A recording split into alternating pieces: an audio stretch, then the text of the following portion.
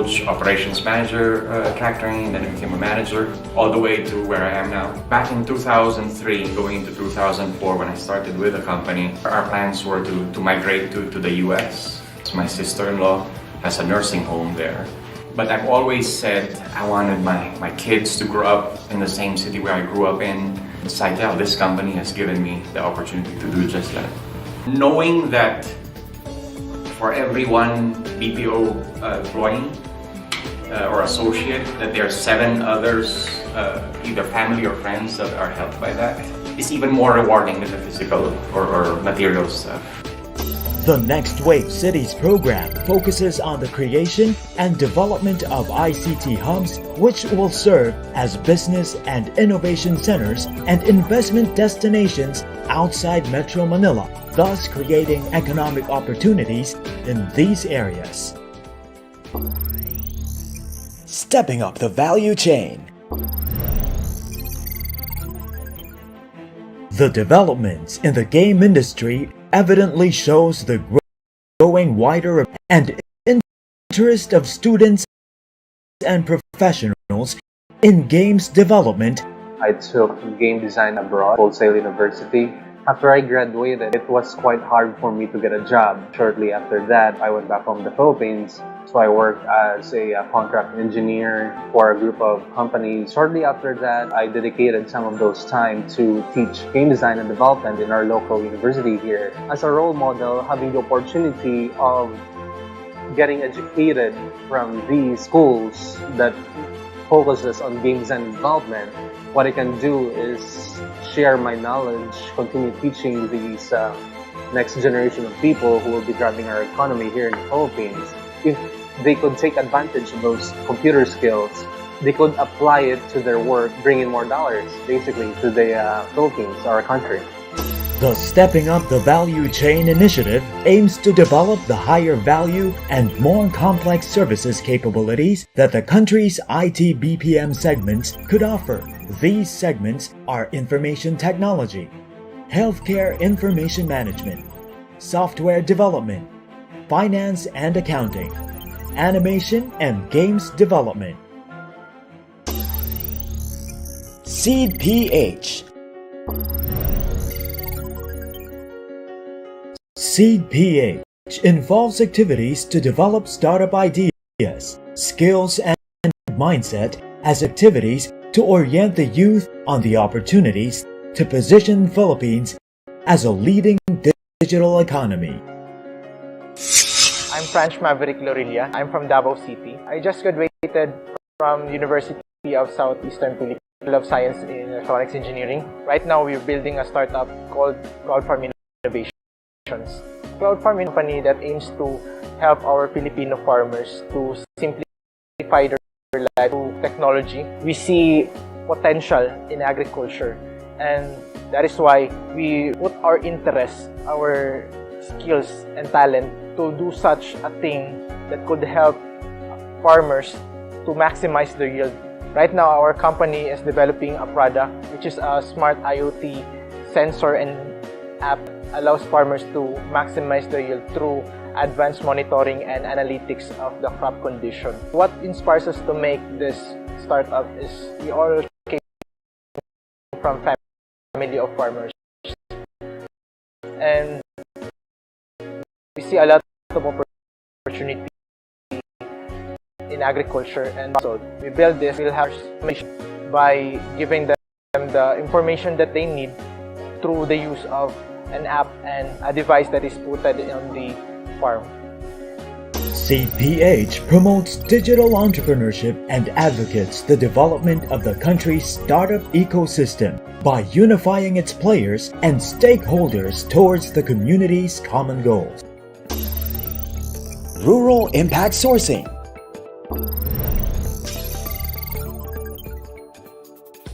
RIS program also involves training and development of talents in the countryside to enable them to provide IT BPM services while working from home.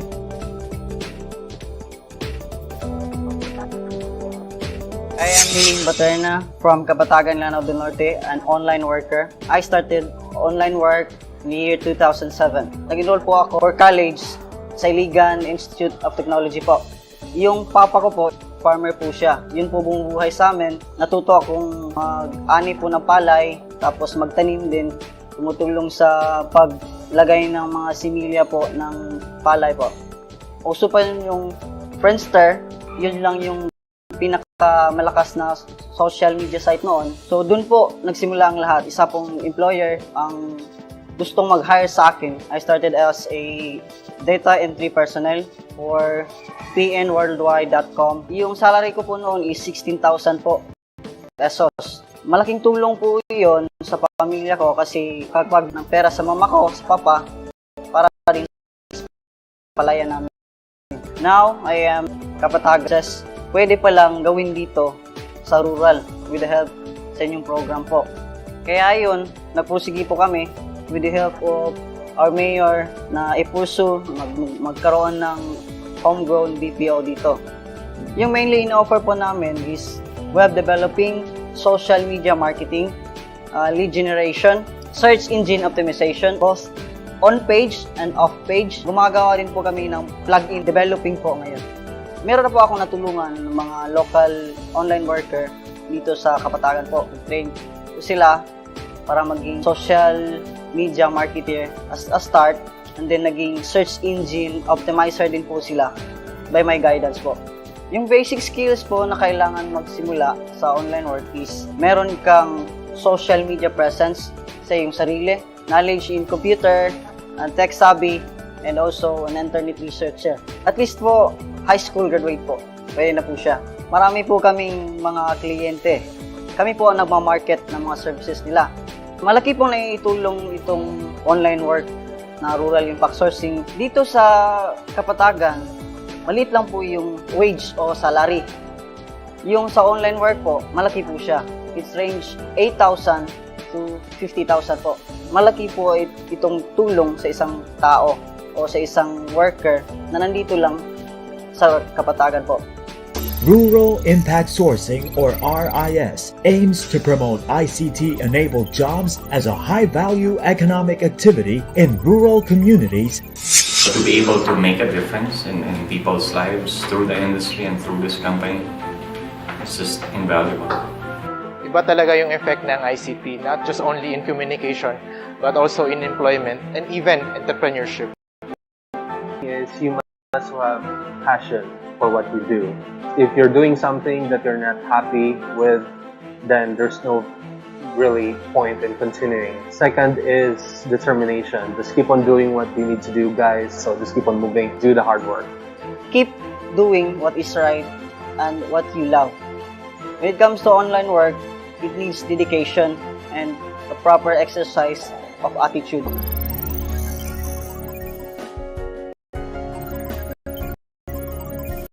My name is Michael Oliver de la Peña, operations for Cytel's North Luzon region. I am Brent Shua from Bacolod City, game developer, startup founder, and a technopreneur. I am French Maverick Lorilia. I'm from Davao City, and I am a startup founder. I am Nilin Baterna from Kapatagan, Lanao del Norte. I was an online freelancer, and now I am a digital entrepreneur. Wherever you are in the Philippines, there is an opportunity waiting for you. Next Wave Cities. Stepping up the value chain. Seed PH. Rural Impact Sourcing. And the Department of Information and Communications Technology continues to strive to build more bridges, generate better options, and connect you to the endless possibilities in the world of ICT. Digital PH. Digital opportunities for everyone.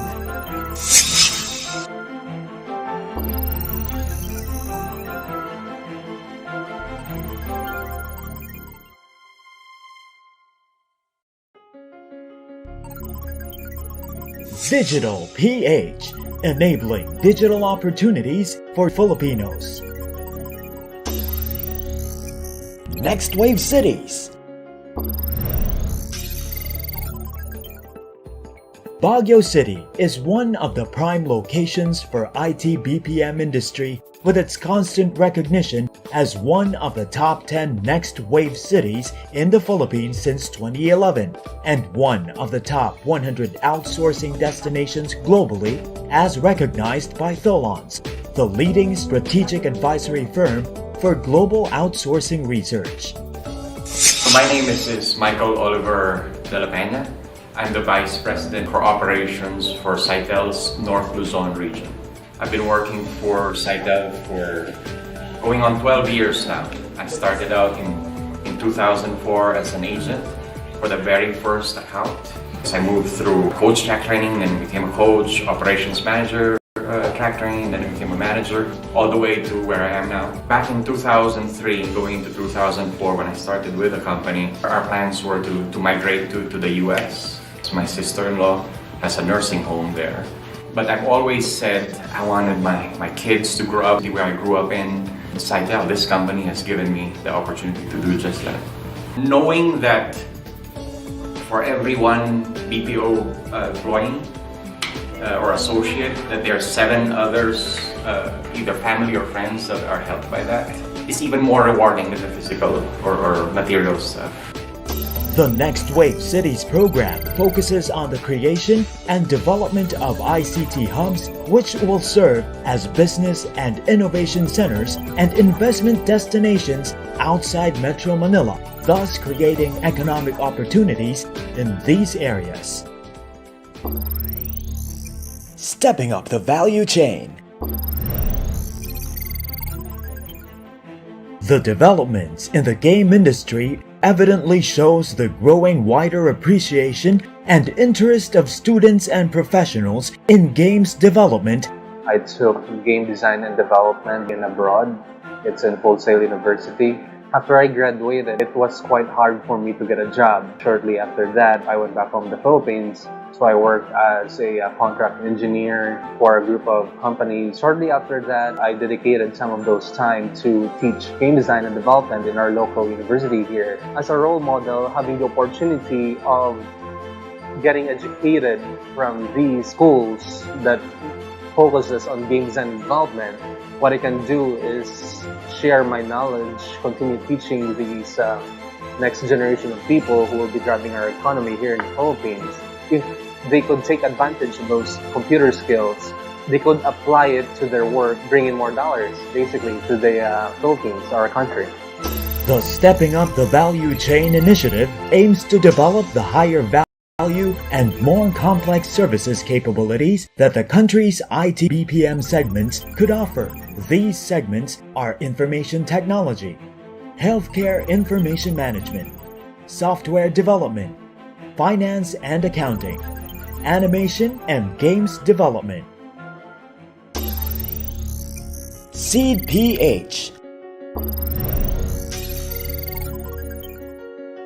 Seed PH involves activities to develop startup ideas, skills, and mindset as it conducts different activities to orient the youth on the opportunities to position Philippines as a leading digital economy. I'm Franch Maverick Lorilla. I'm from Davao City. I just graduated from University of Southeastern Philippines, taking Bachelor of Science in Electronics Engineering. Right now, we're building a startup called Cloud Farm Innovations.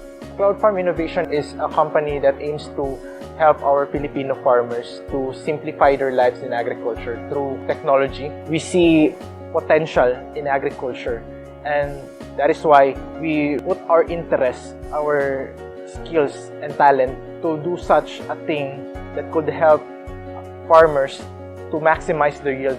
Right now, our company is developing a product which is a smart IoT sensor and app that allows farmers to maximize their yield through advanced monitoring and analytics of the crop condition. What inspires us to make this startup is we all came from family of farmers, and we see a lot of opportunity in agriculture, and there's a lot of problems needed to be solved. That is why we build this technology that will help farmers make a smarter decision in farming by giving them the information that they need through the use of an app and a device that is put on the farm. CPH promotes digital entrepreneurship and advocates the development of the country's startup ecosystem by unifying its players and stakeholders towards the community's common goals. Rural Impact Sourcing.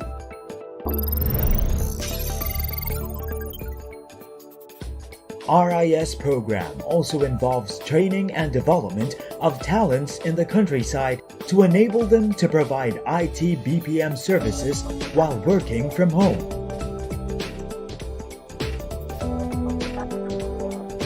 I am Niling Baterna from Kapatagan, Lanao del Norte, an online worker. I started online work in the year 2007. Nag-enroll po ako for college sa Iligan Institute of Technology po. Yung papa ko po, farmer po siya. Yun po bumubuhay sa amin. Natuto akong mag-ani po ng palay, tapos magtanim din. Tumutulong sa paglagay ng mga similya po ng palay po. Uso pa yung Friendster, yun lang yung pinakamalakas na social media site noon. So dun po nagsimula ang lahat. Isa pong employer ang gustong mag-hire sa akin. I started as a data entry personnel for pnworldwide.com. Yung salary ko po noon is 16,000 po pesos. Malaking tulong po yun sa pamilya ko kasi kapag bibigay ako ng pera sa mama ko, sa papa, para din sa palayan namin.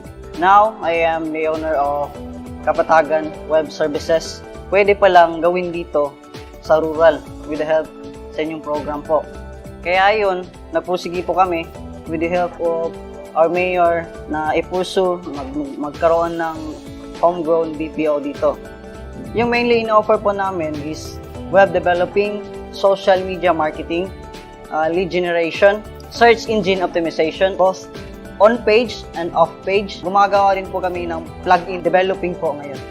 Meron na po akong natulungan ng mga local online worker dito sa Kapatagan po. Train po sila para maging social media marketer as a start, and then naging search engine optimizer din po sila by my guidance po. Yung basic skills po na kailangan magsimula sa online work is meron kang social media presence sa iyong sarili, knowledge in computer, tech savvy, and also an internet researcher. At least po, high school graduate po. Pwede na po siya. Marami po kaming mga kliyente. Kami po ang nagmamarket ng mga services nila. Malaki pong naitulong itong online work na rural impact sourcing. Dito sa Kapatagan, maliit lang po yung wage o salary. Yung sa online work po, malaki po siya. It's range 8,000 to 50,000 po. Malaki po itong tulong sa isang tao o sa isang worker na nandito lang sa Kapatagan po. Rural Impact Sourcing, or RIS, aims to promote ICT-enabled jobs as a high-value economic activity in rural communities. To be able to make a difference in people's lives through the industry and through this company, it's just invaluable. Iba talaga yung effect ng ICT, not just only in communication, but also in employment and even entrepreneurship. The most important thing is you must have passion for what you do. If you're doing something that you're not happy with, then there's no really point in continuing. Second is determination. Just keep on doing what you need to do, guys. So just keep on moving, do the hard work. Keep doing what is right and what you love. When it comes to online work, it needs dedication and a proper exercise of attitude.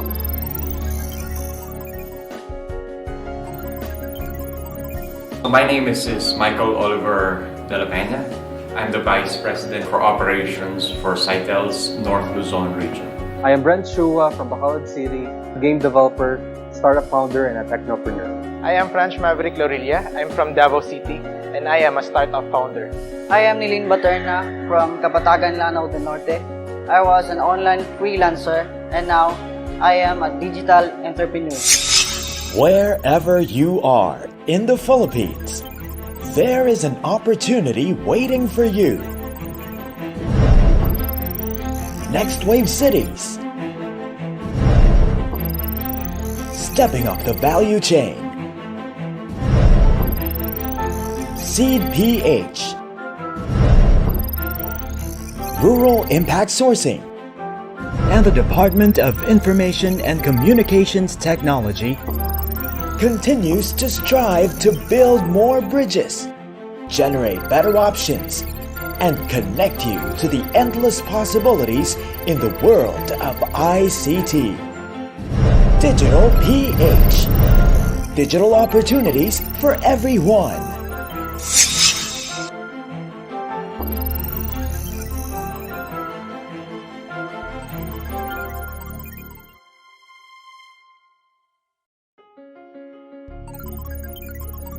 Digital PH, enabling digital opportunities for Filipinos.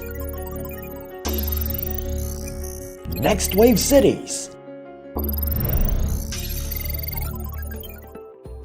Baguio City is one of the prime locations for IT BPM industry, with its constant recognition as one of the top 10 next wave cities in the Philippines since 2011, and one of the top 100 outsourcing destinations globally as recognized by Tholons, the leading strategic advisory firm for global outsourcing research. So my name is Michael Oliver de la Peña. I'm the Vice President for Operations for Sitel's North Luzon region.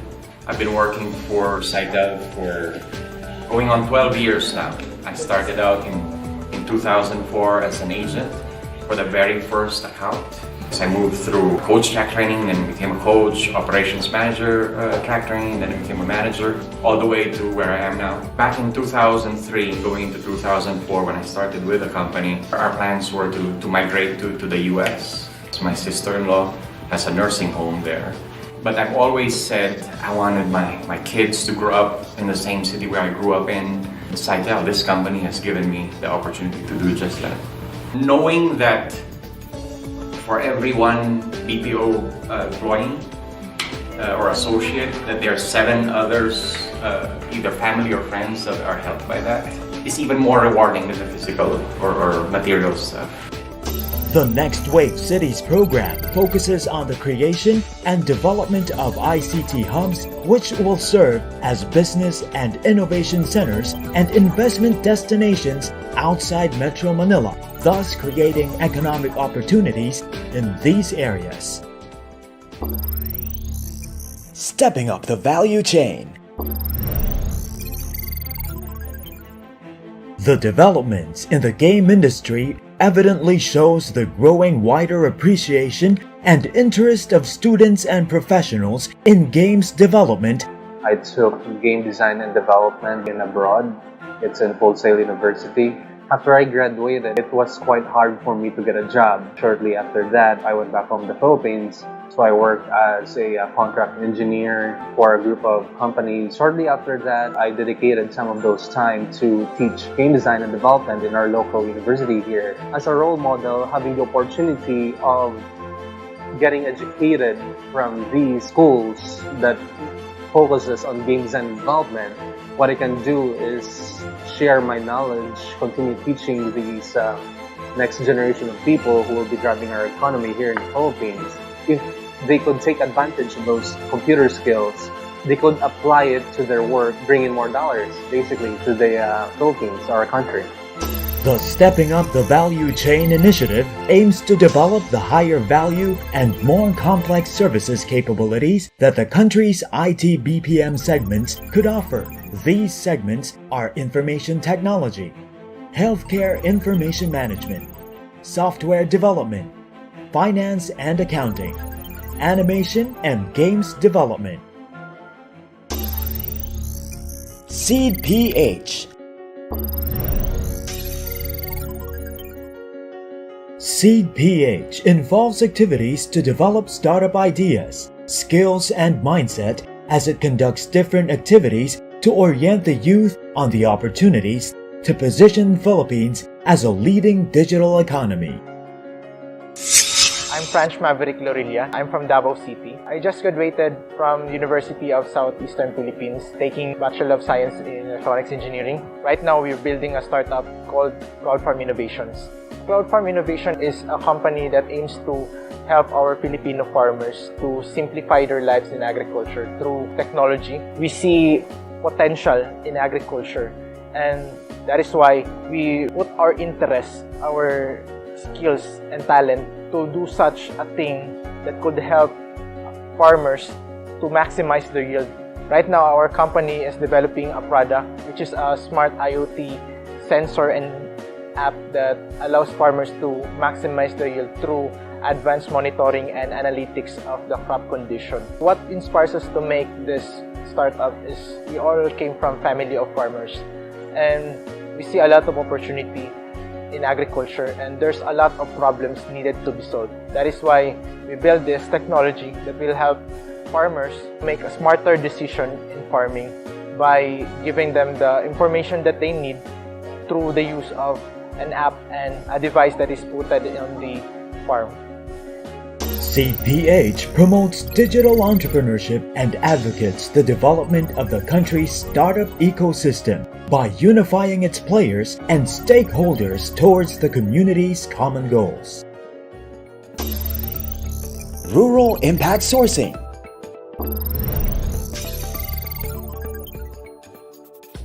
RIS program also involves training and development of talents in the countryside to enable them to provide IT BPM services while working from home.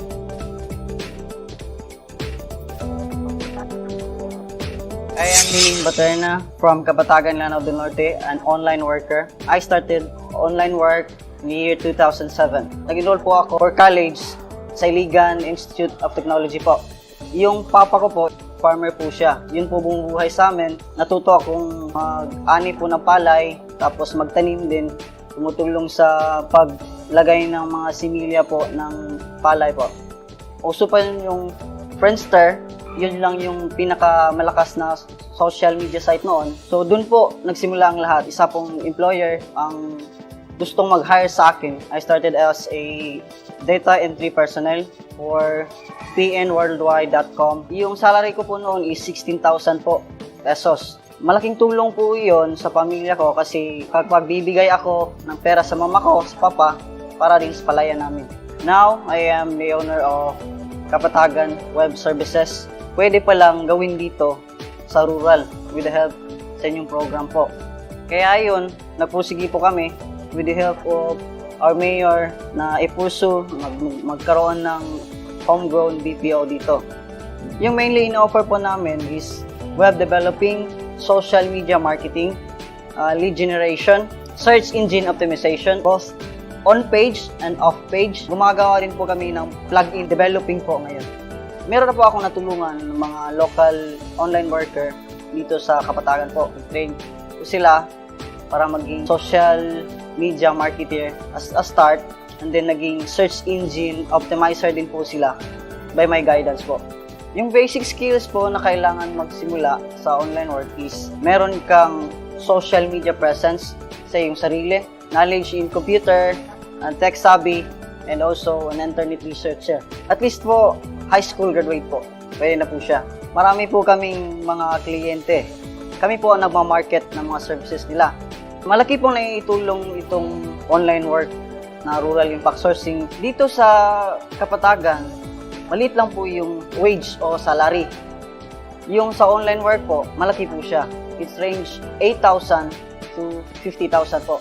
Malaki po itong tulong sa isang tao o sa isang worker na nandito lang sa Kapatagan po.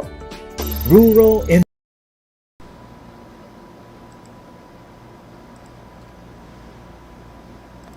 Alright, magandang hapon po sa inyong lahat. Good afternoon. Maayong hapon. If naririnig nyo po ako, kindly type in sa ating chat panel ng yes so that we can start. Alam ko meron tayong slight seconds delay, no? From live papunta ng streaming channels natin. But please, if naririnig nyo ako, if you can hear me well, please type in yes sa ating chat panel so that we can start and we can begin this session. I know you are excited. So I am very, very excited. So please let me know if naririnig nyo ako. Para kung hindi naman ay I will fix something. Pero ayan na, may nabasa na akong yes coming from our participants. Loud and clear. All right. Once again, magandang hapon po sa inyong lahat. Good afternoon. For those who have already attended my webinars in the past, no, I welcome you back. No, we see each other again. Kahit hindi ko kayo nakikita, I can see your comments and I can see your chats. And so thank you very much sa mga returning, no, sa mga bumabalik. At for the first timers naman, magandang hapon din. Thank you for joining this webinar for this afternoon. So if you are excited to learn, if you are excited to earn your certificate, I am also excited to share my knowledge again, to share to you paano gamitin ang ating mga streaming software so that madami na tayo mga Pinoys, mga Filipinos, magte-take over na tayo sa mga YouTube channels, sa mga Facebook lives, and to make creative live streams, di ba? So I am excited. All right. So yes, sa mga kakadating pala ngayon, please let me know, no, kung taga saan kayo. Do we also have participants coming from abroad, no? Mga team abroad, so that we know, no? And we can check kung taga saan ba ang ating mga participants ngayong hapon. Although I believe meron tayong well representation from all the island groups, no? Sa Luzon, Visayas, and Mindanao for our topic for this afternoon. All right? But before we officially begin, no, please allow me to give to you our webinar house rules. This is very important, no? Ito ang mga house rules natin because of course baka may makuha tayong mga backlash later, no? Mga backlashes or may pambabash na mamaya, bakit ganito, bakit ganyan, although we have already clarified it earlier in this webinar house rules of ours. All right? So please listen first sa ating house rules. Number 1, drop your questions at the live chat panel. They may be picked and be answered during the live discussion or Q&A. So ayan po, if you already have questions in mind or while we are doing the webinar, you can immediately type them in sa ating chat panel and we will review, no, our chats or our comments and we'll check which questions should be answered, no, which questions are interesting, which ones ang makaka-relate lahat to be answered. All right? So, yeah, please drop your questions at any time. Okay, we will have a Q&A later. Next thing, to ensure participation, no, so that kahit na nasa YouTube lang tayo, hindi tayo naka-Zoom, hindi tayo naka-Google Meet, we know that you are participating. A code of the day will be flashed anytime during the webinar. So except lang for the demo time, no, because as you know sa ating shinare sa Facebook, no, na itong poster, there is a demo time, no. Except for the demo time later, the code of the day or the COTD will appear at any time given. So nakikita nyo itong nandito sa baba, no? Itong box sa baba, dyan lalabas ang ating code of the day. So ano nga ba itong code of the day or COTD? Itong COTD, kailangan nyong i-enter ito, kailangan nyong i-type itong code na to sa evaluation form mamaya. Alright? So meron kayong evaluation form na ibibigay din mamaya and there is a part there wherein we are asking for the code of the day. Okay? If you won't be able to, if hindi kayo nanood nitong YouTube live natin, di ba? Hindi nyo, tapos nag-appear na pala ang code of the day, so wala kayong masasagot doon sa ating evaluation form for the COTD, which also means na hindi nyo masasubmit ang form. Okay? So the link to the evaluation form will be given at the end of the webinar. So let's make it clear po ha. no evaluation form means no digital certificate. Alam ko madami nang nagtatanong kung meron bang certificate for this afternoon. As what it has always been, meron po. Yes, meron po tayong digital certificate.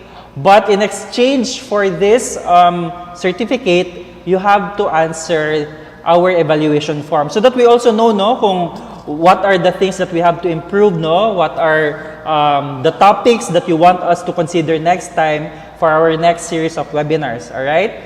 So yung form na yun, yung evaluation form, will only be available within 30 minutes after the link is given. So meaning to say, pagkabigay po namin ng evaluation form at the end of this webinar, 30 minutes lang ang ibibigay namin na allowance for you to answer. Alright?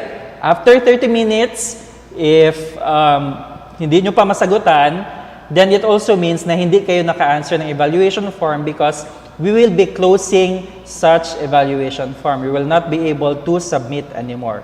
Alright? So, pagkatapos ng webinar, you should answer the evaluation form. And please do not, huwag magmadali, Please do not make haste. Kasi minsan, ang nangyayari is pag mamadali nyo, yung email address nyo, mali-mali na. So, meron tayong mga nag-answer ng registration form, at hindi sila nakatanggap ng email response. Actually, we sent an email for the invitation to this webinar. So, it means na pwede na ang na-input nyo nung registration form na email address ay may mali. Madami kami natanggap na return emails, kasi hindi existing yung email na yon. It is because may typo na error. So, sana hindi yan maulit sa ating evaluation form.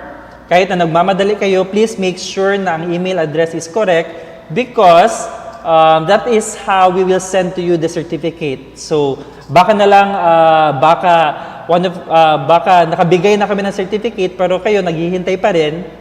Diba? Tapos mag-email na kayo, asa ng certificate, it's been, 6 months na, hindi ko pa natatanggap ang certificate ko. So, you must see to it na tama ang email address nyo. Alright? Para matanggap nyo ang certificate in the future. So, digital certificates will be given within 2 to 3 weeks after this webinar. Medyo loaded po kami ngayon, So, please allow us to give us an ample time for around 2 to 3 weeks after this webinar para mabigay namin ang inyong digitally signed e-certificates. Although siguro we can give this 1 week siguro, 1 to 2 weeks. Depende po, Depende sa flow ng aming mga series of webinars. But let us hope and pray na after 1 week, mabigay na namin kagad yung certificate. So I think meron tayong mga students, may nagsabi kanina na may mga students na part to ng kanilang online OJT, astig naman yun, may online OJT na pala ngayon, astig. That's what the pandemic has brought us. But yes, sa mga students natin, maaaring mabigay namin within 1 week. So let's just hope and pray. Ayan, si Sir Edgy Pulintan, salamat po. Alright? Now, please enjoy the webinar. This may go beyond 2 hours, So, merong nagtatanong kung how long will this webinar be. We are eyeing na 2 hours lang to. But, it depends on the flow po, It might take longer than 2 hours. So, usually, as per experience lang po to, experience, yung pong mga nagmamadali na matapos na tong webinar, ay yun po ang habol lang dito sa webinar nito ay ang certificate lang. That has been our experience since time immemorial na may mga atat na na asa na ang COTD or asa na ang evaluation form link. So for those who really are eager to learn about live streaming, about knowing this new topic, then perhaps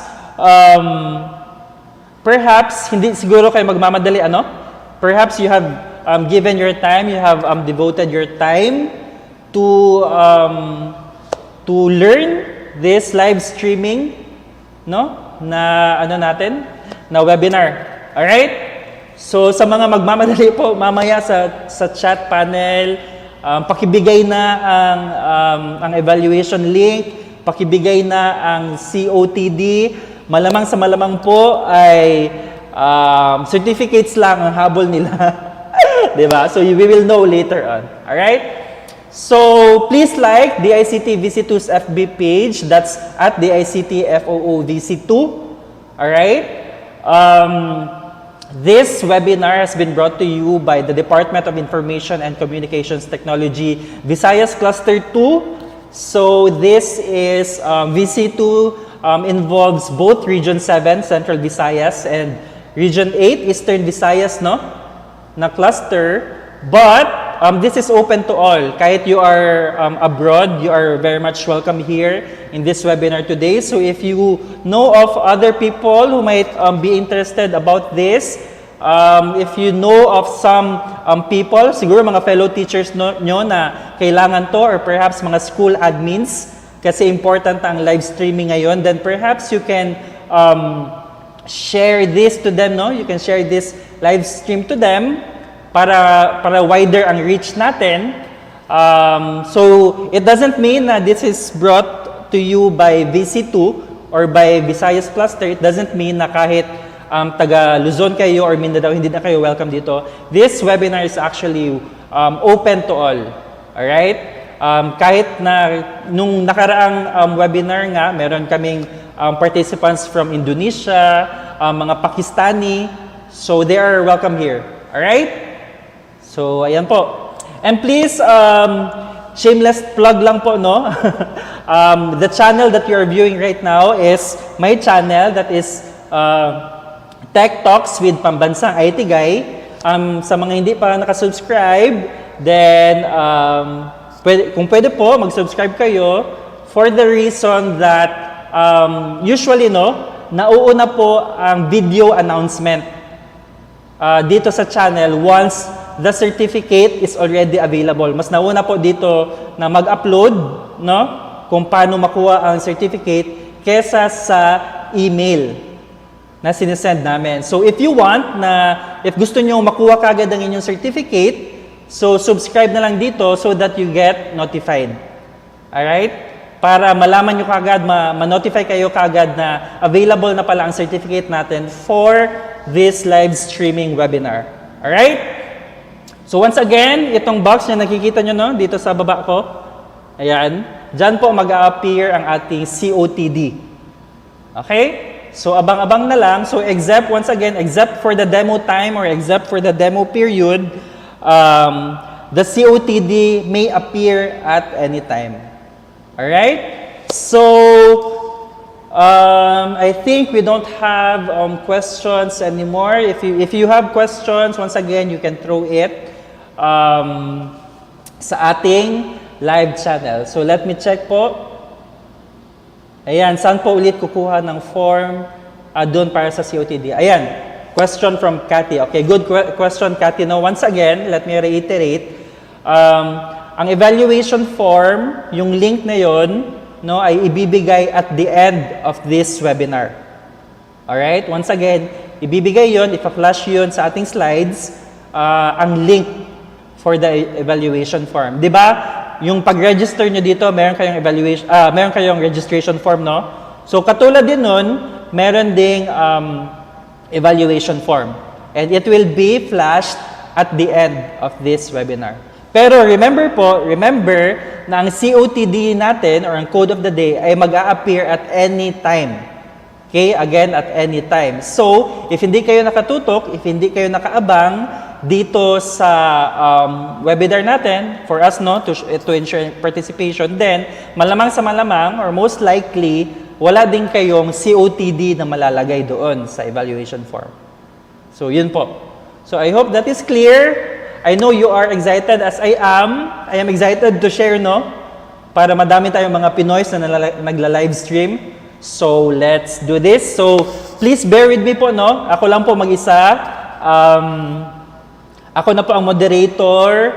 Ako na po ang Ano ba? Ako na po ang organizer, ako na po ang speaker, ako na po lahat-lahat. So please bear with me if mayroong mga slight delays or may mga technical difficulties, ano? Kasi ako lang po mag-isa. But I am happy to be with your presence, no? I am happy to be with all of you sa ating chat panel. So, chat lang po ng chat because it makes me feel, no, na I am not alone. I am with you in our webinar for this afternoon. All right. So let us go. Ayan. So let me present to you the demographics. No? This was taken at around lunchtime today. So sino-sino nga ba ang ating mga participants for today? Sino-sino nga ba ang ating participants ngayong hapon? Ayan, may question po si Benny Bakal. So actually meron siyang suggestion. Can't we have the link to the evaluation posted? Yeah, we can actually. We can give it just like the past webinar, no? Now we put it in the chat panel. Yes, good suggestion, no? Sure we can. Sige po, ilagay po natin sa chat panel. All right? So here is our demographics. So far there have been 1,384 responses, ano po? And usually, ang age range is, ang youngest natin is 16 years old, while ang ating eldest, ang ating SC group, no, senior citizen group, is 62 years old. So, ito mga edad na to, no, they are seeking for a chance to live stream, to know about live streaming. Alright? So our participants are well represented, no, from our 3 major island groups. We have Luzon, Visayas, and Mindanao.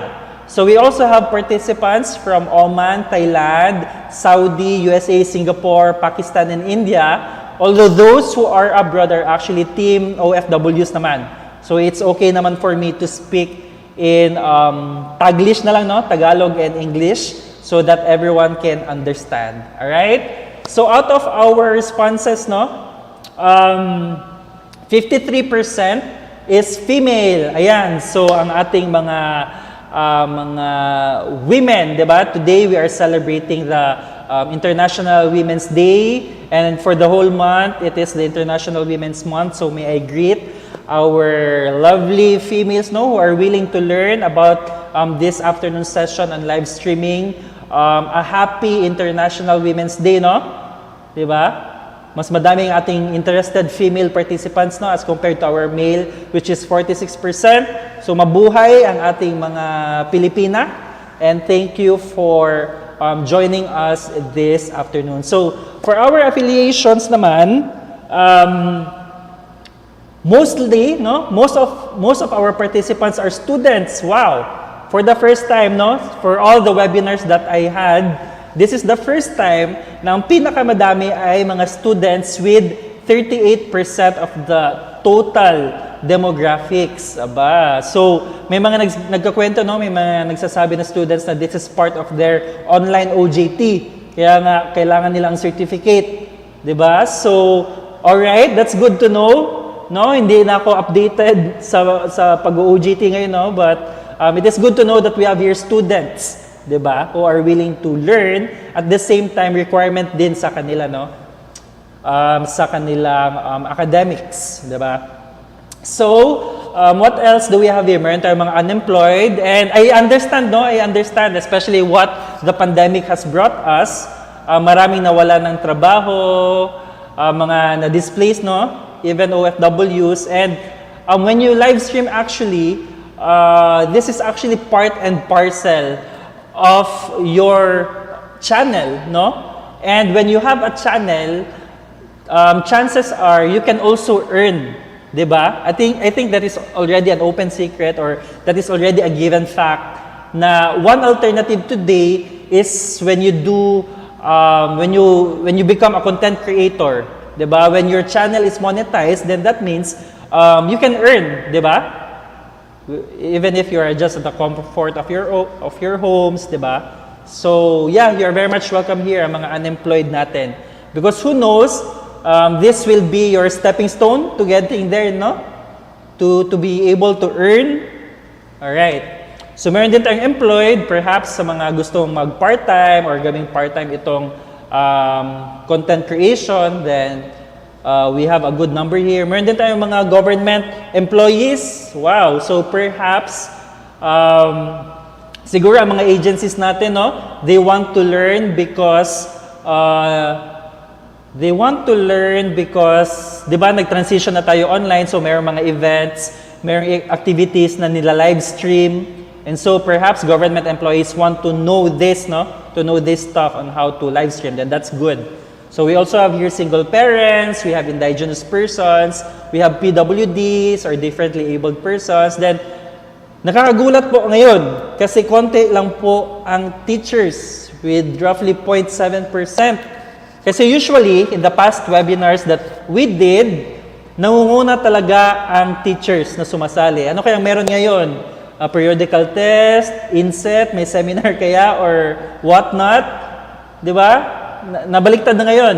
Pinakamadami ng students versus teachers. So, if we have here teachers, then please let me know. Type in our chat panel, teacher ako. You can say perhaps your school, kanina may ang haba-haba na acronym, no, or abbreviation ng school. So, ang haba pala ng meaning. So, please let me know if we have here teachers. Okay? Kasi usually, ang nakikita ko sa chat panel are mga students. Okay?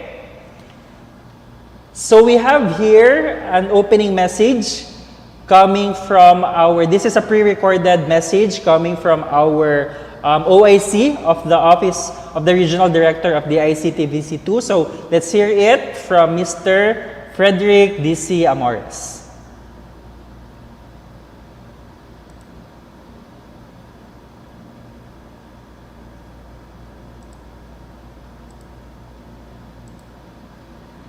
Good day, everyone. I hope you're all safe and I wish you well. As we face this global pandemic that has affected our normal lives, we are now in the new normal. Our usual life may not be the same as it has been before, and it may take a while for us to return to normal. But this does not mean that we will stop learning. The ICT VC2 is proud to give you another webinar offering that will help you gain additional knowledge and learn new things outside of the four walls of the classroom. Everyone is welcome here. May you be a student, an OFW, an employee affected by the current situation, in all walks of life. Wherever you may be, and whatever is the reason that brought you here to listen, you are very much welcome. I wish that at the end of today's discussion, you will impart knowledge and contribute to society in your community. Especially that we are in a digitally disrupted world.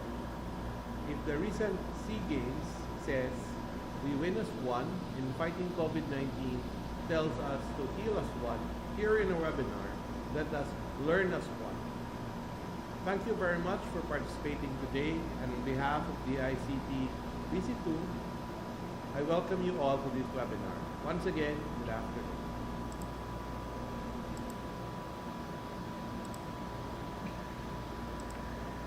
Ayan, sino pong hindi nakarinig ng message ng ating director? Well, actually, no, ang video itself, ang pre-recorded message natin ay mahina talaga ang volume. But nevertheless, our director wants to extend his greetings to everyone who is joining, and he actually wants to tell us na amid this pandemic, this kind of webinar allows us to learn. Alright? And so he actually welcomes you all for today's webinar. Okay? Alright. So ayan, may nagsasabi na paki-adjust ang volume. So yun na po talaga ang pinakamalakas. So apologies for that. Actually, innately po ang video itself ay mahina po talaga. Alright? So nevertheless, it's a welcome message and an opening remarks coming from our director. Siguro, gawa na namin siya ng panibagong video with better volume. Alright, so let's move on.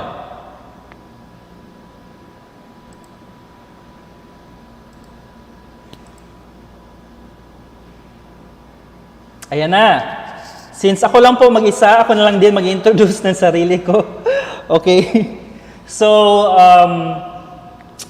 As you know po, and for those who are not first-timers, my name is Joshua Eliazar Domen, and I am a YouTube live streamer, so perhaps meron din akong bragging rights, no, to conduct this webinar because I've been doing live streaming since time immemorial, be it sa office and be it for my personal hobby as now a YouTuber or a content creator.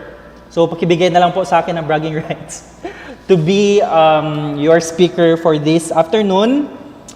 And I am currently a project development officer of the Department of Information and Communications Technology Visayas Cluster 2 under the ICT Industry Development Bureau since 2018. And I worked, prior to being here in the ICT, I worked as a technical support engineer.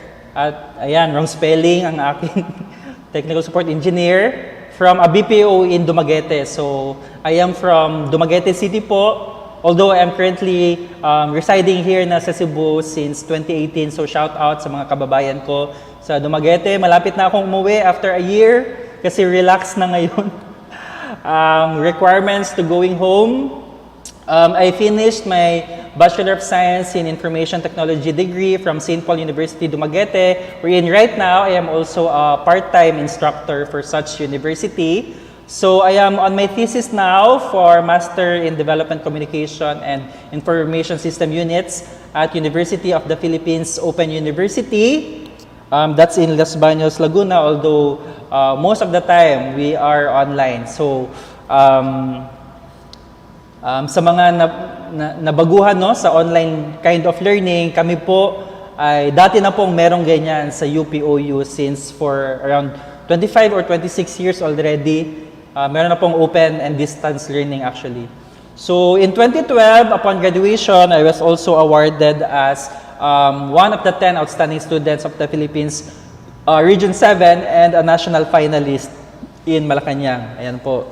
And I've also been a delegate to represent the country for various conferences in Singapore, in Malaysia, in Japan, and lately in India in 2018. Alright?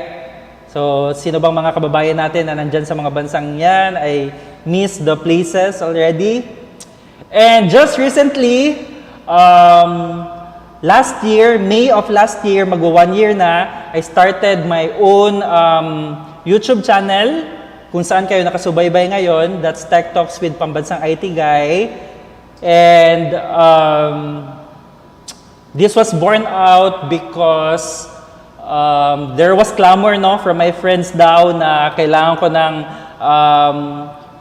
i-upload ang mga tinuturo ko. And so it happened kahit hindi ako willing because camera shy ako.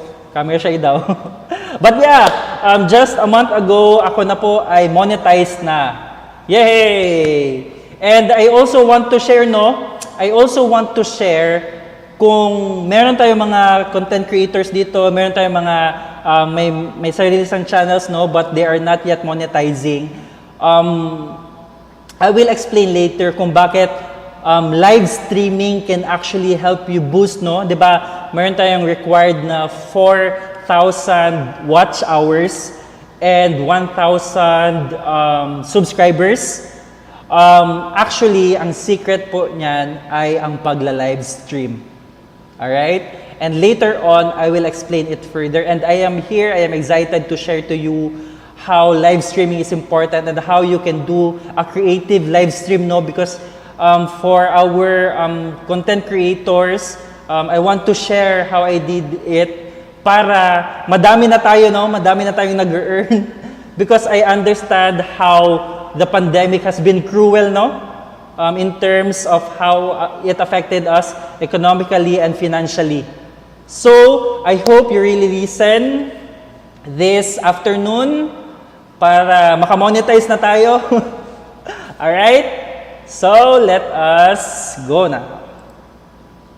This is the outline for our discussion this afternoon. Hindi po ito objectives, no? Baka may magalit sa akin mga teachers. Bakit sinisimulan ko itong webinar ng walang objectives? It is for the reason that you already know in the first place kung ano ang objectives natin. And also, wala po tayo sa classroom setting, no? Na I have to give, hindi po to parang classroom observation, no? Na I have to follow the policies and protocols in a classroom setup. So, we are on a webinar, para tayong nasa seminar with an online medium. So, ipapakita ko na lang ang outline. First, I will give to you the live streaming 101. What are the basics? What is the nitty-gritty of live streaming? What is live streaming per se? So I will tell that to you. Second is the comparison of StreamYard, OBS, and StreamLabs. So how do they differentiate from each other? How are they similar to one another? So I'm gonna give a brief comparison about these three streaming applications. And then, I will also give tips and techniques. So, these tips and techniques are those that I experienced myself, no? These are the things that I know, that I am familiar about this. And so, these tips and techniques are not taken from the internet. These are not taken from another source. These are my personal experiences on how I've been doing in live streaming. All right? And then, I will be providing the demonstration, demo na, on how to use StreamYard, OBS, and StreamLabs. And finally, we will have the Q&A. Alright? So, as early as now, if you have questions, and if you find it viable and valuable, then I will be answering this Q&A later.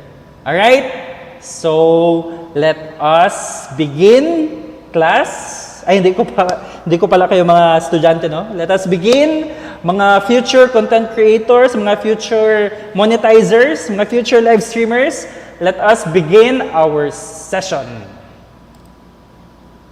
Ayan. The first question is, what is live streaming? I understand, siguro sa age range ko, no, we all know live streaming. We can define live streaming without even researching it, without without clearly looking it up from a dictionary, no? We can define what live streaming is. But for those who are perhaps older, I believe ang ating eldest natin participant ngayon is at 62 years old, no? Perhaps he or she or our senior citizen group does not know what live streaming yet is. Okay? So, if we define live streaming, it refers to online streaming media simultaneously broadcasted and recorded in real time. So aside from broadcasting yourself or streaming yourself online, it is also being recorded. So itong webinar natin ngayong hapon, this is what we are actually doing. We are actually live streaming. And so after this webinar, this is automatically recorded. And if you want to watch or rewatch or have a replay of this again, you can do so. Because simply, that is live streaming. Aside from broadcasting it live of what is happening around us, we are also able to record such. Okay? Now, live streaming technology lets you watch, create, and share videos in real time. A bit like live TV, no? Just like, ano ba mga live natin na mga programs, TV programs, like noontime shows, no? Or variety shows, or what else do we have here? News, no? Mga breaking news, they are done live. So, in live streaming, that's also the same thing, no? We can do such in live streaming. We can do something live through a live stream. And what do we need for us to do this live streaming na technology? We need to have an internet-enabled device. Okay, so kailangan meron tayong device na connected to the internet, laptops, smartphones, and tablets, and what else that you have there. And then, kailangan din natin ng platform. Or what are these platforms? It could be a website or it could be an application para makapag-live stream tayo. So say for example, kailangan natin ng Facebook, kailangan natin ng Instagram. These are the platforms that we can use for us to conduct our live stream. Okay? Now, what are the examples? Ito, kakasabi ko lang. What are the examples of these streaming platforms that we can make use, no? Pwede natin gamitin itong platforms na to para makapag-live stream tayo. We have YouTube Live. We have Facebook Live. Diba? YouTube Live, that's what we are doing right now. Nakatuto kayo ngayon sa YouTube Live natin. Although we also have Facebook Live, which is very much common, no? Tsaka ang Facebook, I think may free Facebook tayo ngayon, no? So, much wider ang reach natin. Then we also have Instagram Live Stories, di ba? Nakakapag-live tayo through our stories sa ating Instagram. Meron ding Twitch TV and for our gamers na friends, this is very sikat. This is very relatable to them because they can live stream their games through Twitch TV. We also have house party. At ito, ang pinakasikat ngayon, no? TikTok, no? Economically, grabe ang pag-increase ng revenues ng TikTok ngayon. Okay? So, if we want naman to narrow it down to a Philippine setting, ang ating TikTok version is ang Kumu.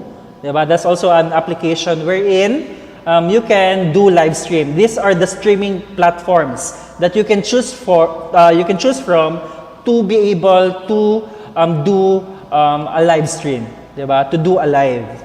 Okay? So, most live streams are public and can be watched by hundreds or even thousands of people. So, right now, meron tayong around 350, no, na live viewers. Mas dadami pa yan mamaya pagka-end na, pag malapit ng end. Kasi yan ang ano dito ganyan ang trend dito sa end na papasok ang ating mga certificate grabbers. Kasi mamaya palalabas ang evaluation form link because that is already given. But little do they know na ang code of the day ay mag-appear at any time. So watch out na lang sa ating mga humahabol lang sa last. And kung celebrity ka naman, no, pwedeng umabot din ng millions ang inyong audience. So depending on the privacy settings din, live streams may be viewed only by select people, di ba? If you are doing live in your Instagram story, pwede ding mga close friends lang ang bibigyan nyo or i-allow nyo ng access, pwede yan. So, meron ganyang settings din. Although, most precisely, live streams are done for the general public, for the general audience. That's why you are doing a live stream, all right? So that you can reach more people. Now, viewers can comment and interact live by posting messages that appear beside the live stream, just like what you are doing right now, no? Sa YouTube natin, sa mga naka-desktop, you can comment, no? You can chat sa side natin, sa right side. But if you are using mobile, then you can comment or you can chat sa baba, no? So that's one feature of live streaming also. There is interaction. All right? And they can also share. So our ating audience can share emojis such as hearts and gifts also. Pwede ka din maka-earn through live streaming because our audience, if nagustuhan ang inyong topic or inyong discussion, they can give you an electronic money. That is of course convertible to cash. Pwedeng ma-withdraw. Okay? And they appear on the screen. Okay? Anong mga gamit ng live streams? What are the uses of live streams? Para saan ba ito ginagamit? Number one, of course, if you are a vlogging tuloy. If you are a vlogger or a content creator, you can do a live stream, no? 'Di ba? Para bagong content naman sa inyong channel, you can do of course a live stream, 'di ba? Para ang audience nyo is maka-interact pa sa iyo more.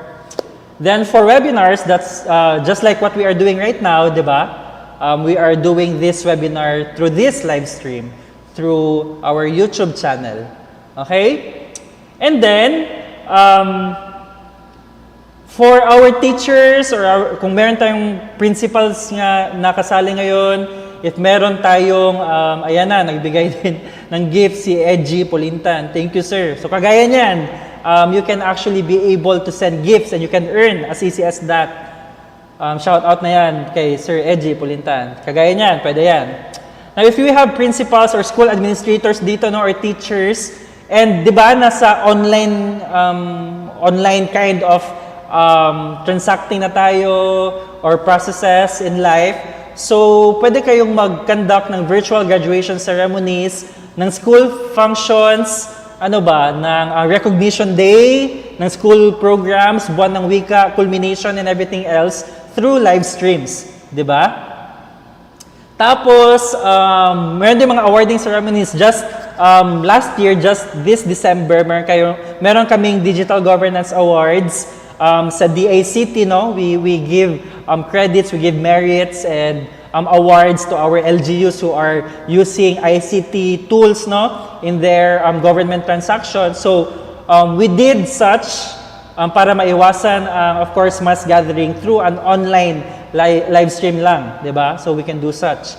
And then, online conferences and online meetings, mga summits, mga programs, mga conferences, mga conventions, pwede nang gawin ngayon, pwede nang maiwasan ang COVID through, of course, these live streams, di ba? Pwede yan. The only problem is, wala na yung usual na catered lunch, packed lunch, packed meals, wala na yung hotel accommodation, di ba? Tama ako, wala na yon.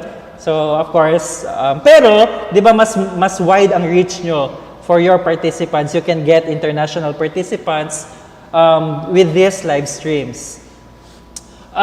Pwede din Q&As, interviews, podcasts, raffle draw, di ba? At merong nagiging uso ngayon, no, yung online derby or online sabong na nila-live stream na, tapos mamimili ka pa. I honestly don't know if it's illegal or legal, but that is the truth right now, no? Meron tayong online derbies now. Then, mga live online events, pageants, di ba? Ano ba yung just lately na online yung na yun? Yung awarding ng beauty pageant na yun? Basta yun. So, ginawa na siyang online. Mga contests, mga selling, di ba? Meron yung pamain. Mine na lang dyan, mine. Meron akong bag, pamain na lang. Number 5, pamain. So, that can also be done through live streams. Okay? And we also have recording. If you are actually a teacher, no, and siguro sinabihan kayo ng principal nyo na you have to record your class, or perhaps you have to create a module wherein it can be shown to everyone. Di ba meron din mga yung DepEd TV, no? Na accessible by students or by pupils. Then pwede kang gumamit ng live stream for automatic record, di ba? Pwede yan. So, there are countless uses of live streams. Perhaps I have missed a lot. I have missed some. So, if you know of what you think are the uses, some uses of live streams na hindi na-mention dito sa list na to, you can actually comment them in sa ating chat panel, di ba? Para mabigyan din natin ng overview ang iba nating listeners, ang iba nating participants kung paano natin pwedeng gamitin ang pagla-live stream in this kind of program, in this kind of events. Alright? So sige, paki-chat na lang or pakilagay sa panel natin. Ayan, may question si Julius kung may paraffle ako. Pwede ako mag-paraffle, kaso lang walang reward or walang prize. Diba? Pwede yun. So why live stream? Bakit tayo kailangan mag-live stream? Okay? So the inspiration to live stream comes from reality TV and YouTube, where you can broadcast anything you are doing right there in the moment all across the world. Dati, mga TV stations lang, mga production houses lang ang pwede makapag-live stream sa TV, di ba? Tape Incorporated ba yun? Di ba? Sila ang in charge sa pag-live ng Eat Bulaga, di ba? Or ang production outfit ni Kuya Will, di ba? Para sa Wawawin, Tutok to Win, salamat Shopee. 'Di ba? Ano pa ba? Sa ABS-CBN din, 'di ba? Or mga news program. So dati, that was the trend. Only these production outfits, only these production houses can do such. But now, we have evolved in this digital age. Kahit simpleng mamamayan lang tayo, pwede na tayo maka-live stream. Diba? And we can reach to a lot of audience, we can reach to a lot of people, and we can actually earn. Diba? We can earn through live streaming. And so with that, live streaming is appealing to young people. So perhaps sa mga younger generations kagaya ko, at kagaya nyo din, because we are young ones, it gives them a chance to be a creator and a presenter and to be seen and heard by an audience and connect to their favorite celebrity. So meron talagang iba na nagjo-join ng live stream kasi idol nila si Rihanna, idol nila si Bruno Mars, and nagpa-live stream sila, and so they can interact with them, no? Dati, makaka-interact lang sila sa mga concerts at sisigaw sila ng sisigaw kahit hindi din sila naririnig habang kumakanta nila Bruno Mars, nila Lady Gaga. But with live streaming, there is a direct interaction between them na. And there are chances na mapansin pa sila, oh yes, hello, my Filipino fans, di ba? So that's one good thing about live streaming. And also, viewing live streams lets children and young people connect with their own favorite live streamers. So they share comments with other viewers and even interact directly with celebrities.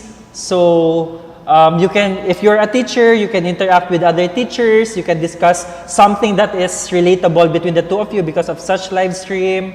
Merong perhaps a fan girl and a fan boy meeting through this live stream because they are a fan of this certain celebrity, and so they can relate to each other, diba? They can relate to what they want or to who they are an avid fan of, diba?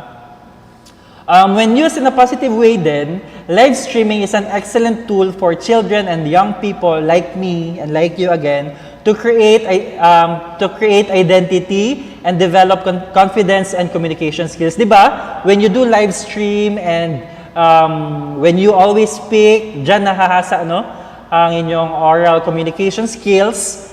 So, if it is used in a positive way, then live streaming is actually beneficial not only for the pockets, kasi nakaka-earn ka, but also on how you deliver speeches, on how you deliver your communication strategies, diba? Now, people enjoy getting attention and praise, and self-expression is important for development, diba? Correct? So, sharing something and getting positive feedback from others can be the ultimate confidence boost. And when you live stream, you can also build your self-esteem, diba? Your ego, since I am able to deliver a content and people can actually relate to me. There are those who reply na yes, you are right, or I affirm you are correct. Then it is an automatic self-booster na, ay, oo, tama din pala ako, kasi others can relate, others agree. So that's one good thing about live streaming.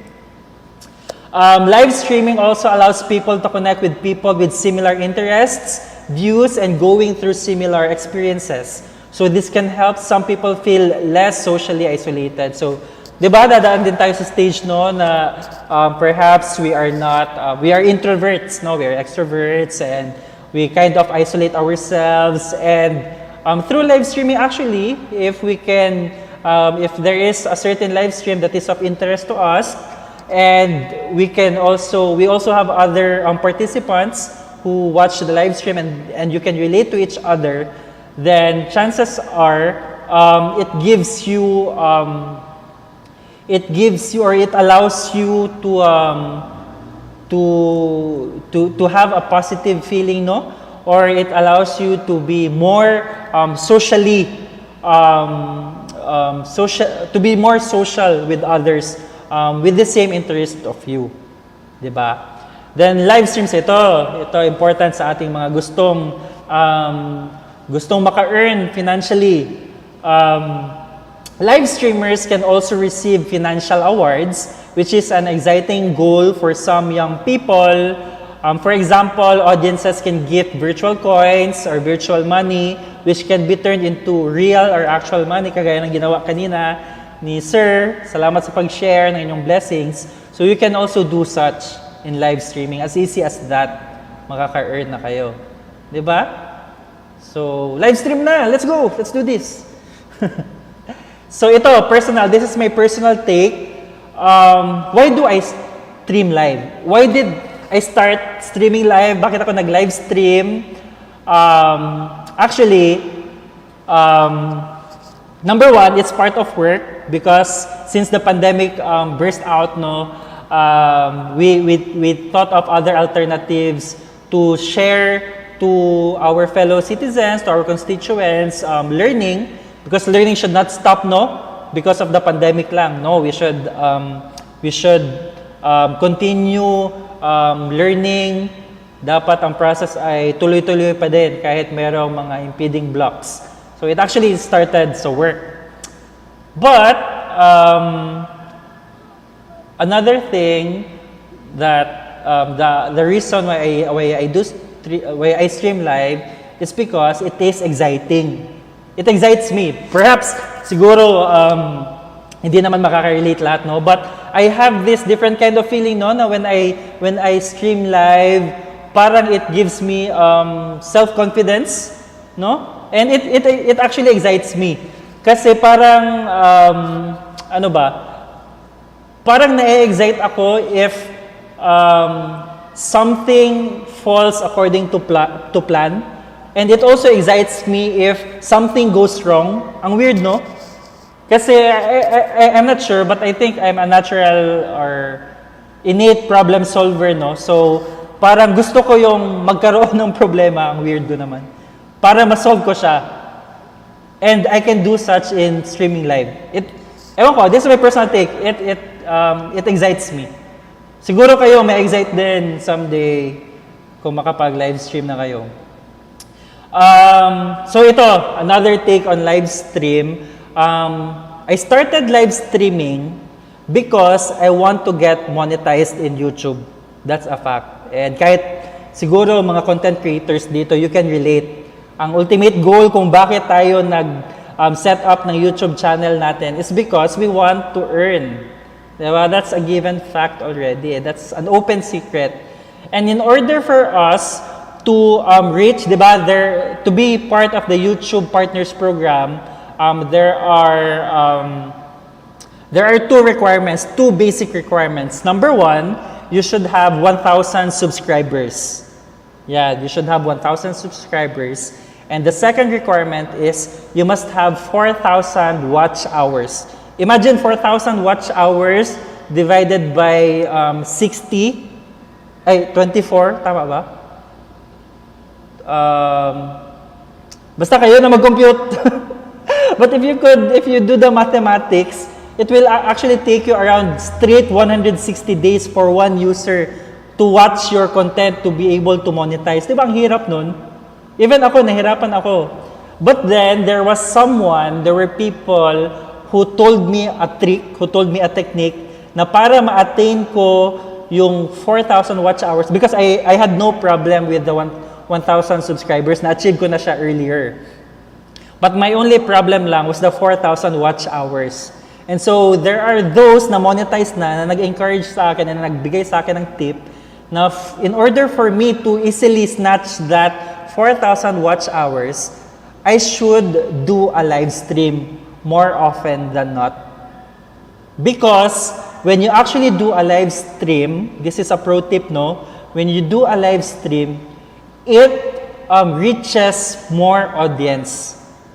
Kasi yung live stream nyo, nagiging recommendation, yung alam niyo yung homepage sa YouTube, nagiging recommendation siya because there is a live going on right now.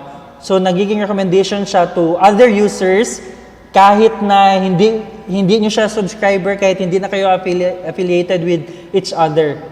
So mas madaming watch hours for such. So if madaming nanonood, then it counts as your watch hours. So that's a pro tip. For those na kulang ng watch hours, then you should always you should do live streams more often. Okay? And also, madami din nagsusubscribe after a live stream. That's from a personal experience, no? After I do a live stream, meron nagsusubscribe talaga. Okay? So kung ang kulang nyo naman, if nakaabot na kayo ng watch hours, kulang nyo na lang ang subscribers, then you can again do a live stream. Para maabot nyo na yan, para mag-monetize na tayo. Let's rule YouTube. Ay, alam nyo ba yan? Ikwento ko lang ha. Alam nyo ba na the Philippines is the social media capital of the world, and we spend around 4 hours and 25 minutes in a day. An average of 4 hours and 25 minutes in a day for social media. And YouTube is part of social media. No? This is also a platform. And we have what we call as the Filipino bait in YouTube. What is the Filipino bait? If you could notice ang mga foreigners, no? Ang mga foreigners, they feature contents that are about anything about being a Filipino or anything about the Philippines, because the Filipinos are a hot market. They are the target audience for content creators to get monetized easily, to get views, to get subscribers, because Filipinos are very emotional in social media. Once ma-feature lang na merong review about Filipino singers, merong review about Filipino food, then Filipinos will outshine and will feel na meron kaming Filipino pride. Uy, that's about the Philippines. And so chances are Filipinos will like, Filipinos will subscribe, Filipinos will share. Diba? That is what we call as the Filipino bait in social media. So let's make use of such. Ang ating mga target audience ay nandito na. Ating mga fellow kababayan sa ating fellow Filipinos. And if you could notice, in all trending videos or in almost all videos, meron talagang Filipino commenter. Merong comment from someone in the Philippines. Yes or no? Diba? Sige, if yes, pakilagay sa chat panel natin. Okay, so another thing why I stream live, it gets recorded automatically, which I prefer than video editing. Truth be told po, kahit na IT graduate ako, kahit na I know of video editing tools, nakakatamad talaga mag-edit. Tinatamad po ako. And so, I prefer streaming live talaga. Kasi there's no need for me to edit. Kung ano na yung lumabas, ganun na yun. Kung nagkamali man, well, ganyan talaga. It's live eh. Diba? So, there's no need for me to edit. So, that's just a personal take, no? Of course, I know of people na, of course, gusto nila na inedit, of course, ang video. Diba? Kasi para makat yung mga mali, diba? Or para ma-shorten. But ako, personally, gusto ko talaga live stream kesa uploaded videos yung may edits na. Another reason is, dapat actually, if you are a content creator, if you are in YouTube, dapat longer ang video mo. Why? Because of course, if the longer the video, chances are, ang audience din, ay, if nahook sila no, sa video mo, mas gusto nila yan. Diba? Or mas magsistick sila dyan. And so, it also counts a longer watch hour or watch time for you, for your channel, diba? So, makakamit mo na ang iyong 4K watch hours. So, that's another thing about stream it live. Diba?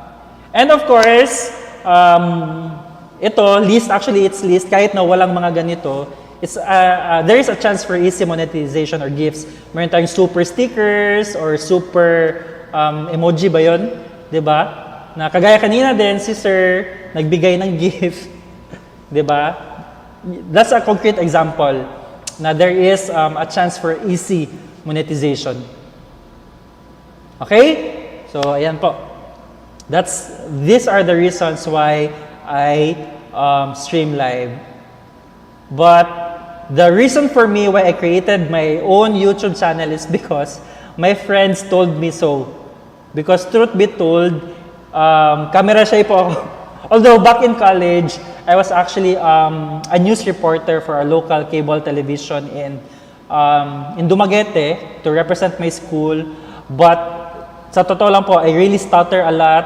Kahit na recorded siya, no? Or parang mayroong mga different takes compared sa live stream. But I really stutter every time I face in front of the camera. So siguro this is one good thing na live streaming brought me, no? Kasi I become more comfortable in facing you, my virtual audience, and facing the camera. So, yeah. All right? So of course, if we have mentioned the advantages of live streaming, I think it is also but fitting and proper, no, to tell what are the negative sides of live streaming. Syempre, hindi lang tayo puro pros. We should also give the cons. Because perhaps siguro madami sa atin, no, especially ang teachers, you're also parents. And so there are actually risks that your children can have when they are participating in a live stream. Okay, so let me give you the reasons or some factors why live streaming can also be risky. Okay? Number one, the content itself. Because merong iba, no? Merong ibang mga perpetrators or mga cyber criminals na they will do live stream but they have age-inappropriate content. Merong violent content, may mga patayan, may mga drugs, meron yung mga, yung parang MTRCB warning, no? Ang programang ito ay blah blah blah. So meron tayong mga live streamers na ganun ang content or ganun ang paksa. And so our children may be exposed to such, especially our younger ones, no? 'Di ba? They could participate in something harmful na live streams, and so that is actually very risky. Another thing is there are offensive comments. No matter how you do good in your live stream, no matter how free lang yung webinar, but meron tayong mga reklamador na participant, they will really pull the hell out of you. Sasabihan kayo ng masama. Meron mga bashers na kahit maganda naman, insecure sila.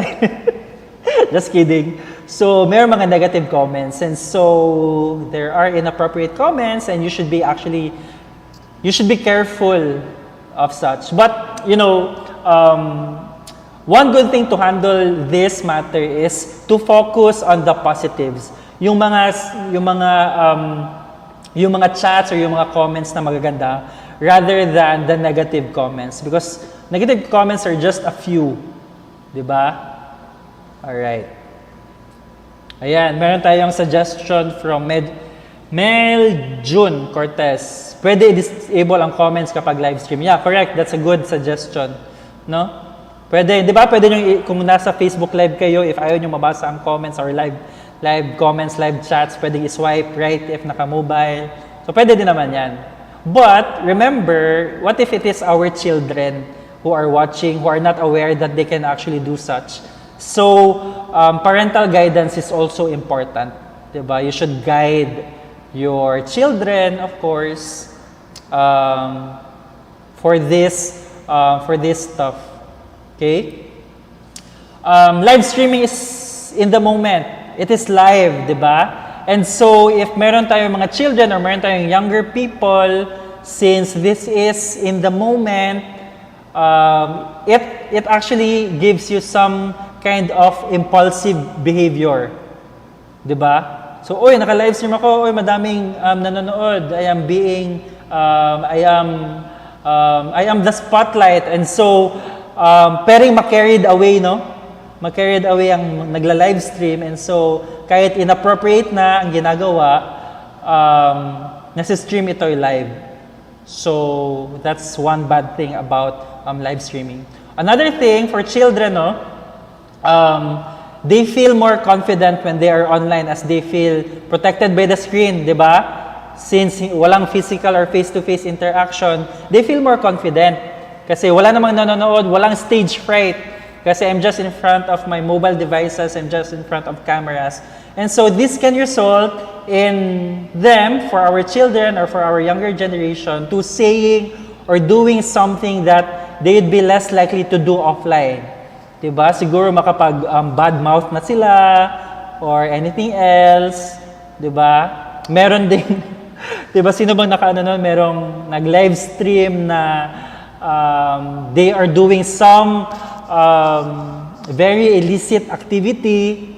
Diba? Because they felt so confident, and so that is so bad. That is very, very rude for live streamers to do.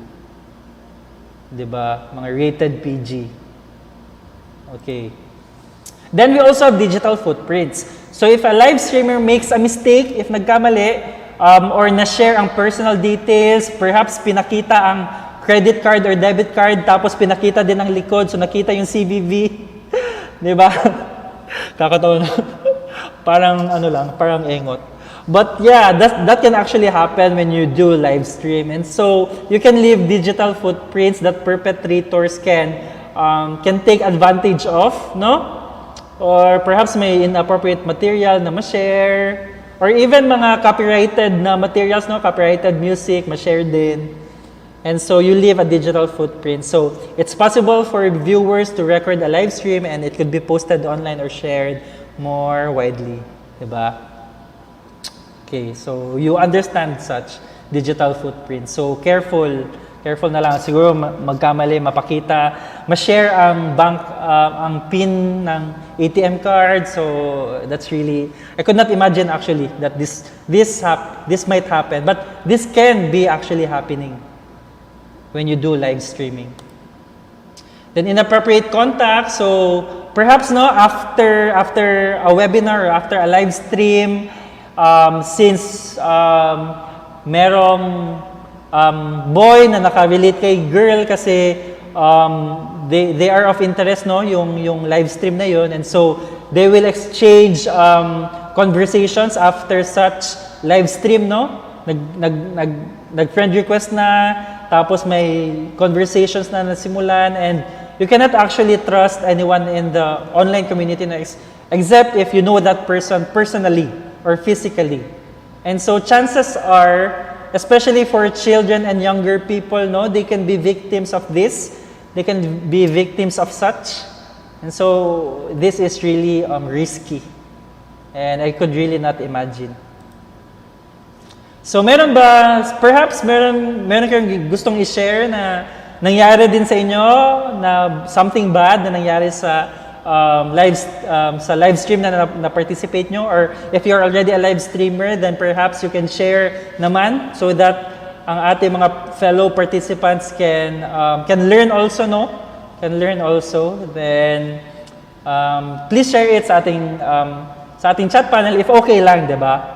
Of course, you deserve your right to privacy. Meron tayong Data Privacy Act. So you can share or not. It's up to you. If it is an open secret, then you can share to our chat panel so that others can learn as well. Okay? So while we are waiting for your comments, for your sharings, then let us proceed to what is a live streaming software. Ito na, papalapit na tayo ng papalapit sa ating demo. So as you can see here, the logos, these are some of the famous and widely used live streaming software that we have now. Okay? So, to give you an overview, a live streaming software is a software encoding program with a studio interface which converts video input into a digital format for playback on various devices through streaming platforms. So ayan na, ang ating streaming software actually are encoding program na parang siya ang medium, siya ang application na nagko-convert nitong mga video inputs natin, itong pinagsama-sama nating may camera, itong web camera ko na nasa taas, plus yung slides na nasa gitna, plus yung text na nasa baba. So, combine na through this software so that ang ma-deliver sa inyo, sa mga participants or sa mga audience, ay yung finished product na or ang actual content na. Okay? So, we have three important keywords here when we understand a streaming software. We have the streaming software, we have the streaming platform, and we have the playback devices. Okay? So, ang streaming software natin, we have OBS Studio. These are examples. So, meron tayong OBS Studio, StreamLabs OBS, Wirecast, SplitCam, StreamYard, which is a web application. Then we also have Zoom and Google Meet and other video conferencing apps, no? They are video conferencing apps per se, but they have built-in or additional functionalities wherein you can actually do a live stream through mga special buttons lang, no? You can share it in Facebook Live, you can share it in YouTube Live. Although these are streaming software, this helps you to stream your contents. Diba? Then we have streaming platforms. So itong mga streaming software natin, we make use of this para they encode our contents, our sources, para mapalabas siya sa ating streaming platforms. So what are our streaming platforms? So sa YouTube Live, Facebook Live, Instagram Live Stories, Twitch TV for gaming, house party, TikTok, and Kumu for a more Filipino narrowed down streaming platform, no? These are the platforms, these are the media wherein a live stream can be produced, can be broadcasted through a streaming software. Okay? And so with that, we also have the playback devices. Itong playback devices natin, simply put, yung mga gadgets natin, mga gizmos natin, mga smartphones, tablets, computers, and smart TVs, kung saan na-access natin ang streaming platform na yan. Di ba? Nakakapanood tayo ng YouTube Live, Facebook Live, mga live sa playback devices na ito. So these are the three important keywords for such. Okay? Pero meron tayong common misconception, no? Kasi minsan i-interchange ang streaming software sa streaming service. So let's clarify lang what is the difference sa streaming software versus sa streaming service, di ba? Ang streaming software natin, mga examples, ayan, nakalista and mentioned natin earlier. OBS Studio, StreamLabs, Wirecast, StreamYard, vMix, BeLive, Wirecast, and the list goes on. And ang mga streaming services naman natin, we have Netflix, Disney Plus, HBO Go, yan, sa mga nakapanood na ng Rayas, malamang sa Disney Plus kayo nanood. So meron tayong HBO Go, Fox Now, YouTube TV, Amazon Prime Video. Let's narrow it down to a Philippine setting, no? Perhaps iFlix, Hook, iWant TV. These are streaming service applications, and they are not tantamount to each other because this streaming software could not perform its function or its task to be able to be streamed live sa mga streaming services. So mga streaming services natin, these are displays TV series or movies. Nakaka-stream ba kayo ng live nyo sa Netflix, sa Disney Plus, sa HBO Go, sa iWant TV? Di ba hindi? So, common misconception lang. Minsan kasi, nako-confuse lang na ang streaming software is a streaming service, which is actually not. Okay? Yan. So, para we become tech savvy, no? We know the differences of this. So, ayan na. Pag merong streaming software na tatransform natin itong simple, no? Itong simple na live stream ko. 'Di ba? Normally, what we do when we create a live, perhaps sa Facebook or sa Instagram, is we only have our mobile phones and camera, and so we live, tinututukan natin ang sarili natin, or perhaps behind the camera, and we already produce a live video already. But when we employ and when we utilize a streaming software, nako-convert na natin itong video cameras and another video camera from a different speaker into something that is like this. Na-merge natin ang slides, meron pang video or animation sa baba, meron pang marquee, no? For those who are familiar with HTML, yung running text sa baba, pwede natin yung gawin through a streaming software. And when we do such, when we do this, when we make use of a streaming software, it makes our live stream more creative, di ba? And we get more appeal to audience. Parang state of the art na ang ating ginagawa na live stream because we make use of this streaming software. So nako-convert na-encode na into something that is like this. And before yung hindi pa sikat to mga streaming software, these are actually being used, these were used na by noontime shows, by news news programs. So if you would wonder, paano nila nilalagyan ng text, no? Paano nila nilalagyan ng yung alam niyo yung sa baba, no? Yung sa baba na deaf mute ba or something na they deliver the sign language. Paano ba nila nilalagay yan? Actually, they make use of this software as well. Yan na. So, ang galing, di ba? So, now that I will be sharing to you this technique or this on how to do this, then you're already producing a TV quality, a production quality production already. So, ang saya lang. You're very lucky to be joining this webinar. So, I hope you're still with me. Sana hindi pa kayo nababagot. Please let me know if you have some concerns. Hindi ko pa po dinidisplay ang code of the day. Madami nang nagagalit to someone sa ating isang participant. Hindi ko pa po nabibigay ang code of the day. Wala pa pong COTD. Ayan po. Alright? Sige po. So, ito, comparison. So, I have chosen these three streaming software po for the reason that I have personally used them myself. Okay? And just to give you a fact po, I didn't learn this software or these applications through YouTube or through manuals. Hindi po. I learned this not through tutorials, but I learned this on my own on how to use them. I figure out how to do this and that. The only time that I research on something is when I get confused. But basically, these are all very easy lang. Okay?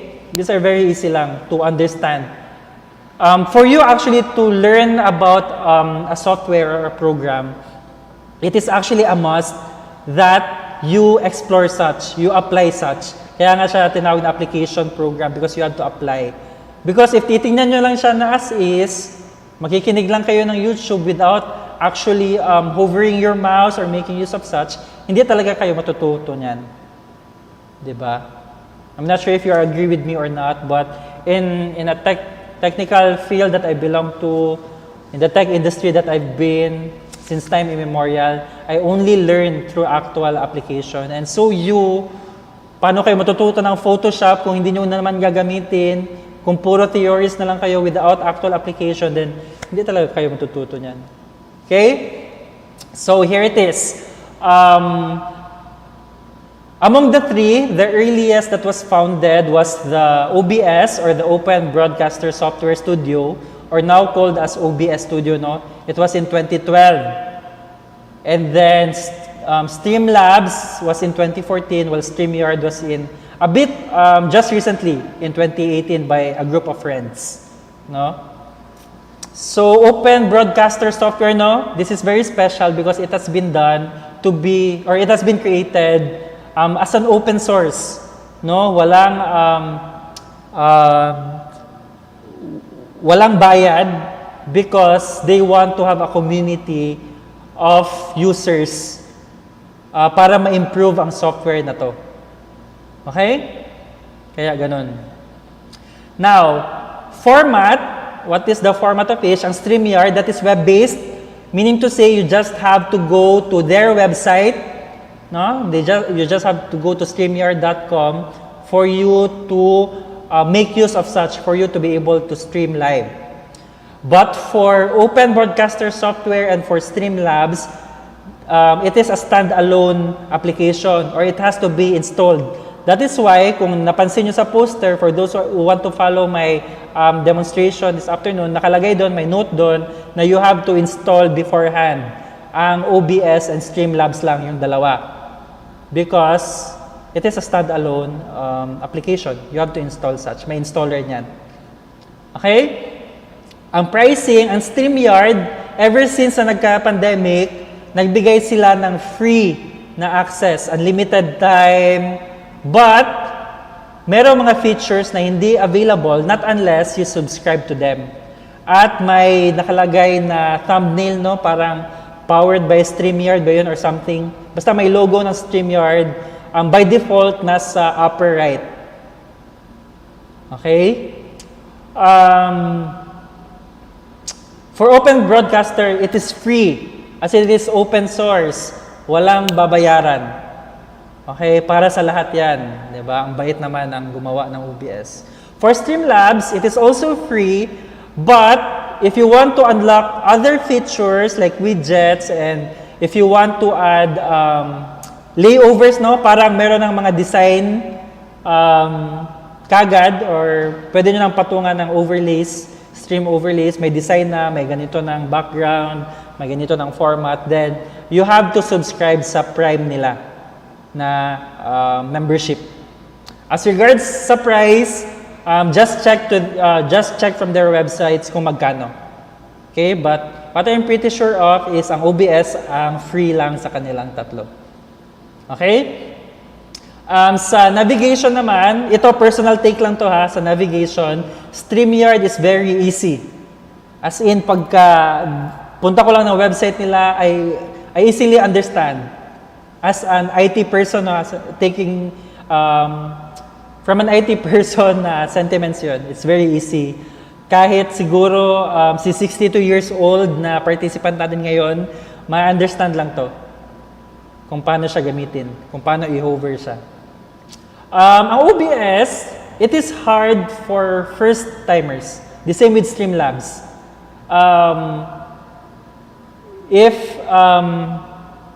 Ano ba? Mahirap lang siya if sa umpisa kasi nangangapa ka pa, no? But for someone who really makes use of such application, then it would be easier after your first time. Madali lang siya. Just like me right now, wala po akong katuwang ngayon. Ako na po nag-set up nito, ako na po ang moderator, ako na po ang speaker, ako na ang organizer, ako na po lahat-lahat. But it's not that I don't need help, no, but busy din ang mga kasama ko. But I can do it on my own for the reason na I was able to make use of it so much that I'm already familiar on the navigation and how the user interface is done. And the same with StreamLabs because most likely ang StreamLabs the UI, later on you will know, the UI is more or less the same with OBS lang naman. Parang pinattern lang din siya. So, it is the same, it is hard for first-timers. So, in terms of platform linking, no? So, ang platform linking natin, yung kung isi-stream na natin siya sa ating mga platforms like YouTube channel, Facebook Live, or YouTube Live, and everything else, how do you do it? Sa StreamYard, automatic siya.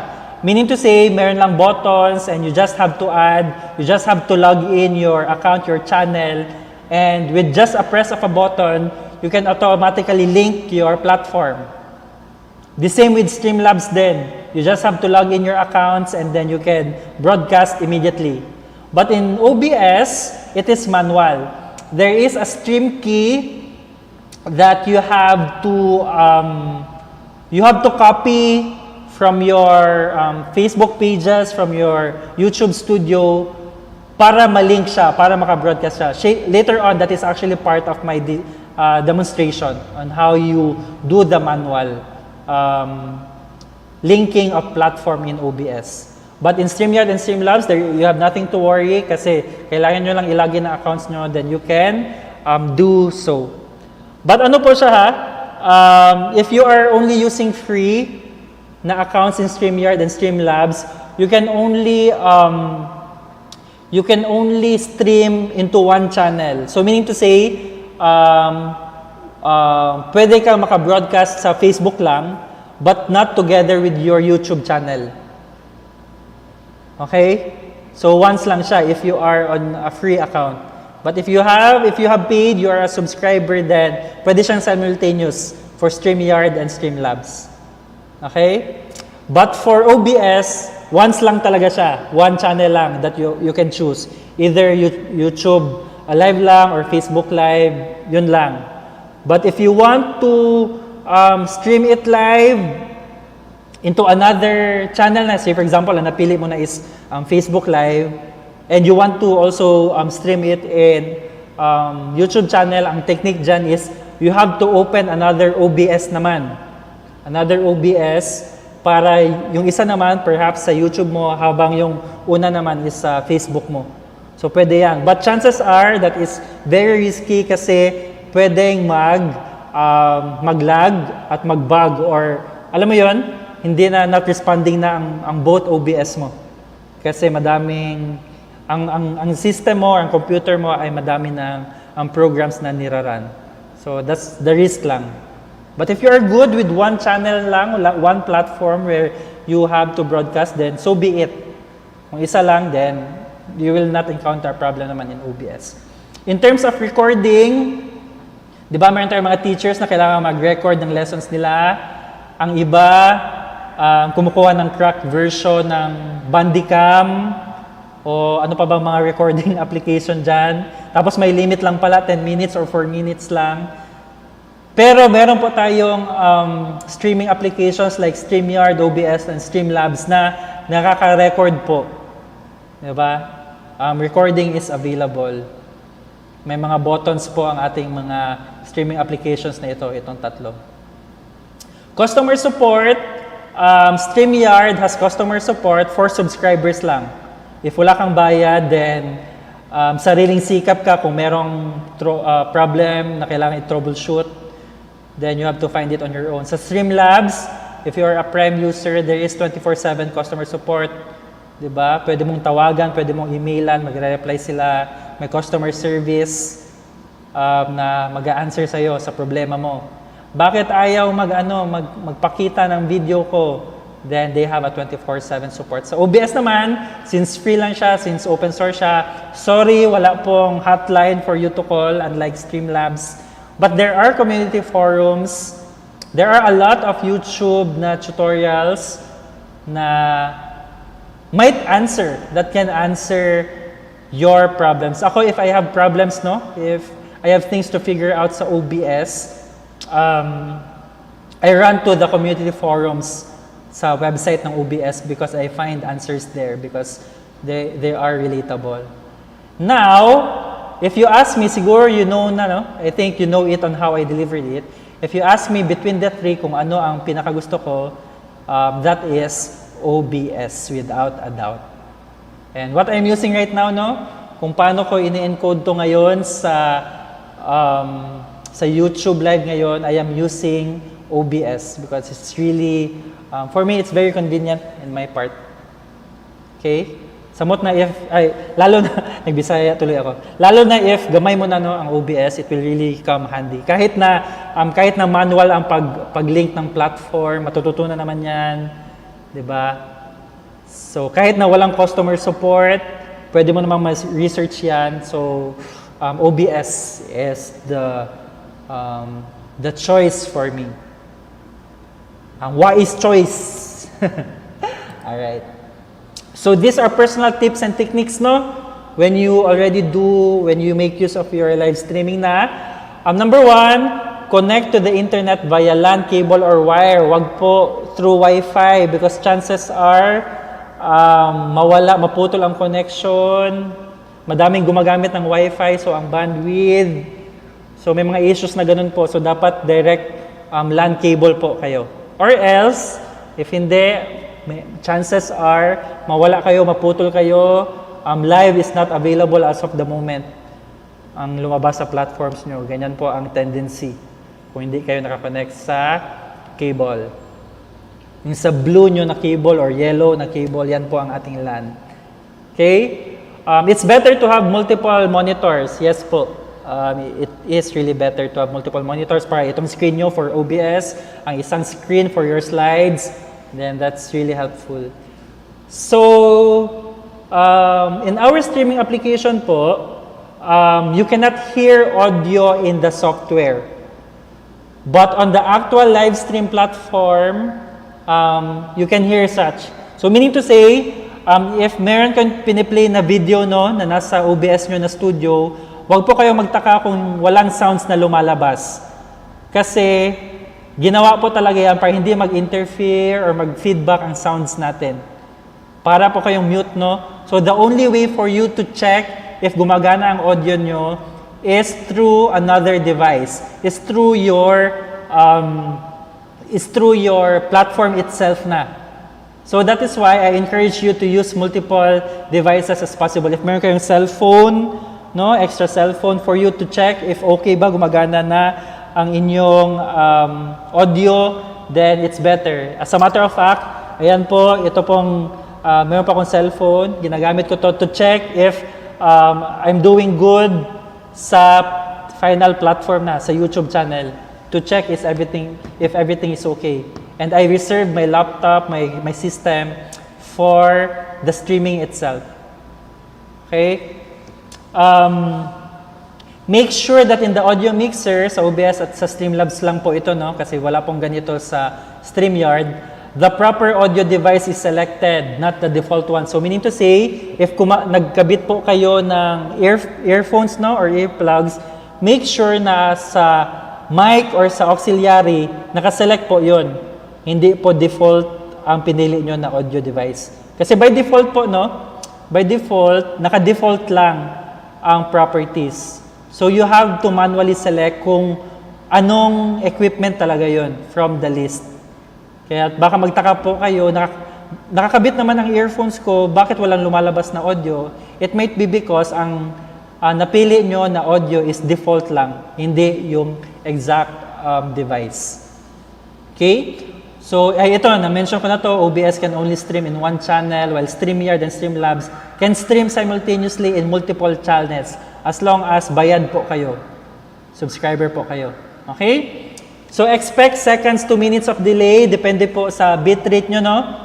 So, I think we have 30, kanina, earlier, yung may countdown pa, we have around 30 seconds delay from my OBS Studio papunta sa YouTube. So, expect nyo po yan, especially na nag-e-encode pa, no?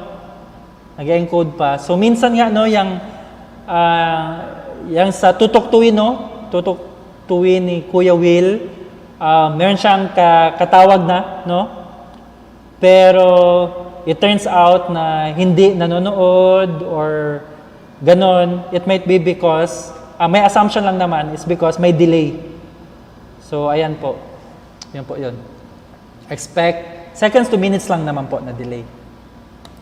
And then, it's better to use headsets or earphones to eliminate sound or feedbacks or echo, especially when working with a team. Totoo po yan, wag po kayo mag-loudspeak, no? Sa speakers nyo with your laptops, especially if may kasama din kayo na ka-team nyo to do a live production. Kasi tendency po niyan is mag-e-echo, di ba, parang bumabalik, may feedbacking sound. So much better, each one of you has your own headset or earphones. Okay? So when working with a group, it's better to be distant from each other to minimize feedbacking. So totoo din po yan. Dapat at least naka-social distancing din kayo, no? Parang naka-COVID din kayo when you are working with the team. Kasi kung tabi-tabi po kayo or harap kayo, then chances are may lumabas lang na naka-unmute, magpi-feedback po yan. Sa StreamYard naman po, make sure that you take the share audio button, no? If you want your audio to be heard when sharing a screen. So yan po. Para din po siya sa Zoom, no? When you are sharing a screen, you have to take something to share the computer's audio. So ganun din po sa StreamYard. So baka magtaka kayo, ba't walang sounds itong sinishare kong video or sinishare kong slides ko, may sounds naman to. The reason might be because you have not take on the share audio. Careful of copyright music, no? Especially if, whether you are earning or not, you are monetizing or not sa YouTube. Kasi meron na tayong employed na copyright checking na application ng mga bigger music studios. So if copyright music yan, so pwedeng sila ang mag-earn ng monetize nyo or kailangan yung i-mute. So there are a lot of sites. Even YouTube itself has their own sounds or music na free lang. Okay, so you have to check on that. Always prepare and perform dry runs or test broadcasts. Sa Facebook Live, pwede kayo mag-test broadcast, no? Like, itetest nyo kung okay siya, if ang sounds niya okay, if ang video niya is okay. Pero kayo lang mga admin ang nakakarinig, hindi siya nakapublic. Pwede po yan. So, I myself, I conducted a lot of dry runs. I did my dry run yesterday. I did my dry run earlier this morning to check talaga na everything is fine and smooth. Don't be distracted during live streams, especially sa mga chats, no, or mga live comments. Meron talaga mga obstructions and distractions, so don't be distracted with such. Go on with your production. Be ready when your live stream is done, especially if you want to review and rewatch, no, and replay. Tapos naka-enable ang live replay. Madaming mga bashing while you are doing your live stream. Be ready, diba, when your live stream is done. Kasi perhaps there will be negative comments to pull you down. But once again, as I reiterate, make sure to focus on the pros, diba? To focus on the affirmative side, to focus on something that will boost your morale and your confidence, not on those negative ones. Okay? Ayan, alam ko excited na kayo. Kaya, it is actual demo time. So, one by one, StreamYard, OBS, and StreamLabs, I'll be conducting a demo. So, if you have an extra laptop with you, if you have already installed the installers that I asked you to do, or I just encouraged you, but I did not actually ask you to do, then you can follow. If you have extra device, then the better. Okay? Para matapos natin to kagad. Alright? So, let us start now. So, once again the code of the day will not appear during the live demo. Kasi para makafocus tayo. Okay? So, let's do so.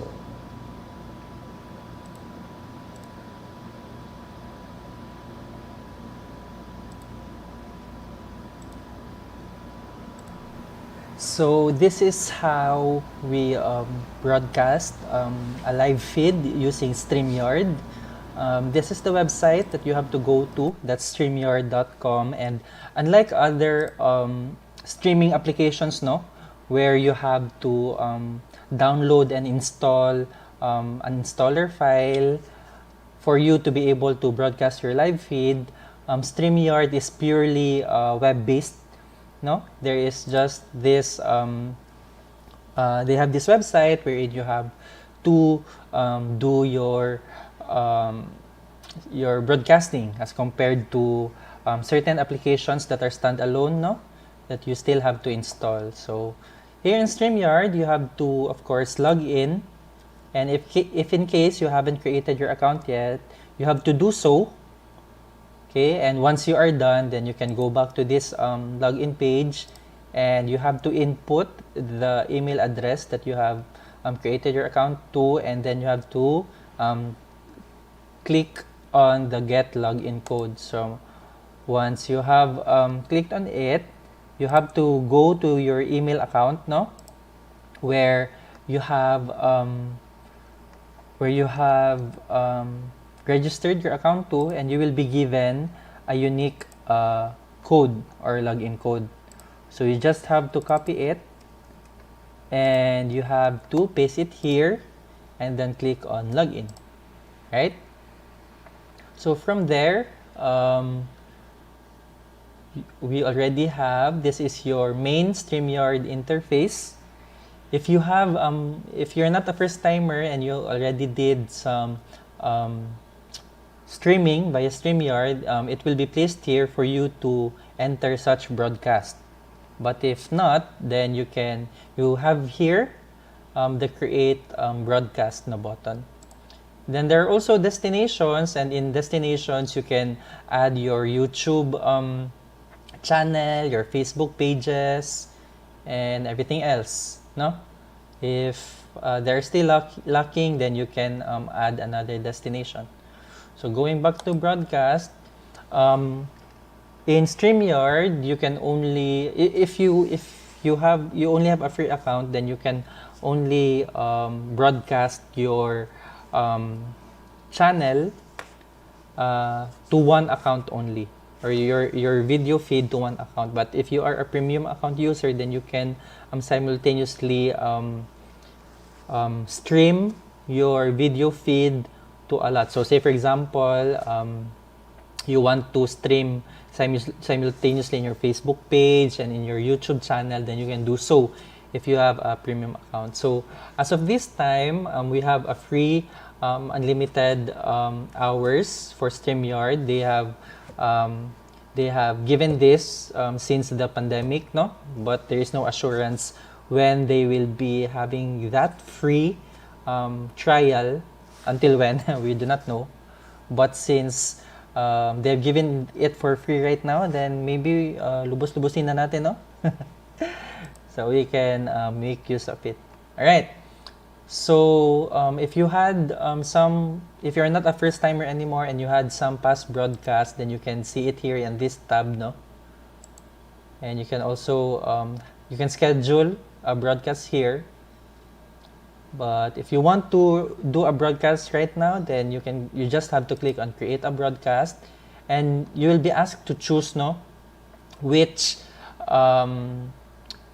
channels or Facebook pages you want to stream your account. Once again, only one, no, since this is only a free account. If not, if you don't want to broadcast, you can also record only. Okay, so for now, I will choose my YouTube na channel, for example, purposes. Then you have to nominate the title and description. So for now, for testing purposes, I'll write test only for title and for description. So you can set the privacy. It could be public, unlisted, or private, no? Pwede lang na ikaw lang ang makakitaan. Then you can also schedule for later. Say for example, you want to schedule this live stream at a later time, maybe next week or Monday, then you can also do so. Okay? Then create broadcast. Okay, so it's creating a new broadcast studio. Alright, so you can nominate, no, your display name, the name that will be shown on your on the screen. Okay, so in my case, no, in my settings, I'm using my camera now. So maybe I can check other cameras, no. Then you have to check the audio, huh? Maybe you're not using the correct microphone or not the right speaker. Okay, so you have to check on the settings first, right? So for now, I have some technical difficulties with my camera and mic, but nevertheless, for testing purposes, no, let's make believe na they are working fine. So for now, let us enter without mic or camera. Okay? So this is our main studio in StreamYard. Okay? So on the upper right, no, there is the drop down buttons, no. You can choose which account, no, if in case you have changed your mind na not on your YouTube channel, then you can choose another. Okay, so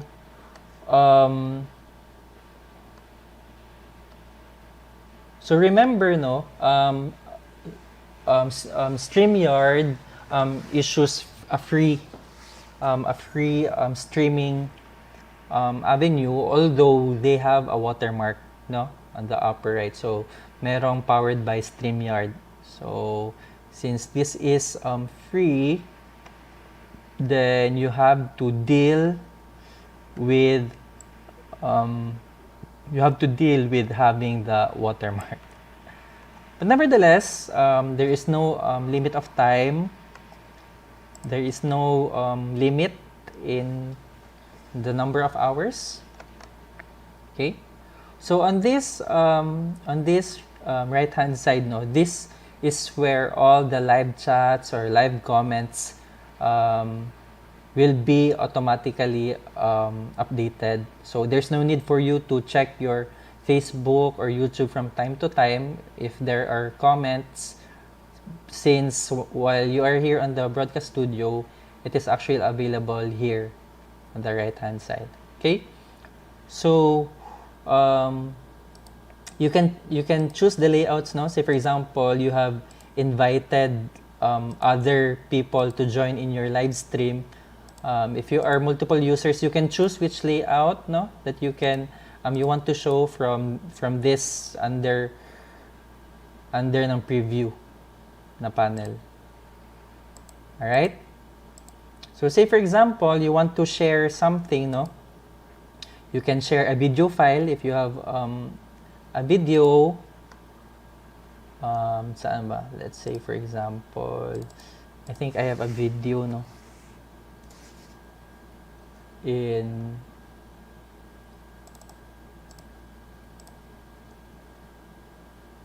one of my files. So yan, diba? I'm sharing also a video. Okay, but if not, then you can remove it. Then I can also share, no, my screen, and you can also share the audio. So say for example, if you want to share what is being displayed on your monitor right now, it is encouraged that you have two monitors, no? Perhaps you have a laptop and an extra monitor para it's easier. Although you can still do it naman without having two monitors. So you can share your screen there. Okay.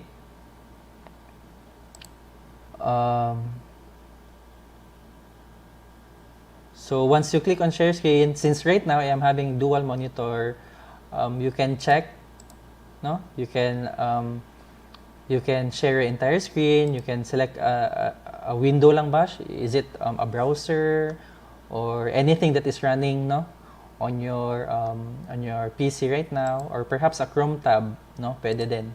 And if you want to share the audio, no, please do not forget to tick on this, no, because by default it is not ticked, no, itong share audio. So you have to do so. Okay? So for now, you just have to click on share, on the share button, for your screen to be shared. So for now, I won't be sharing my screen, but I want you to know that, say for example, you're inviting someone, no, to join your live stream. You just have to click on this, itong may invite na button just beside share. Then you just have to copy this, no? You just have to copy this, and you can share such link to someone that you want to be included in the stream. So makikita din sila ang camera nila. They will be they will be entering the studio, although they don't have the controls, no, they will not have the controls, but they will see what is happening, kung how you are how you are interacting with each other, right? And then you can also select banners, no? Say for example, you want to have something underneath, a text, pwede. Then pwede ding brands, no? Say for example, you want to create your brand, pwede yan sa create brand, no? You just have to create your name. Then there is also a private chat, perhaps among you, no? Among those that you have invited, you can create a private chat. And there, the same settings can be seen, no? On the settings tab. So once you think that you are ready, once you think na you are good to go live, then you're ready, and you can now press on the go live button, no? So once you go live, automatically you will be seen perhaps publicly, of course, once you go on your live stream. So that's one good thing about StreamYard, no? Because in other applications, just like OBS, you have to it is kind of manual, no? You have to manually set up the settings. You have to manually key in the stream key, and everything else, no, is done manually. But here in StreamYard, automatic na. You just have to register what accounts that you have to register, no? And then you don't have to go to your channel's studio, no, sa YouTube or in your Facebook Live na production. Automatically this will go live stream on your chosen account. Alright, that's it. It's very easy for using StreamYard. Alright.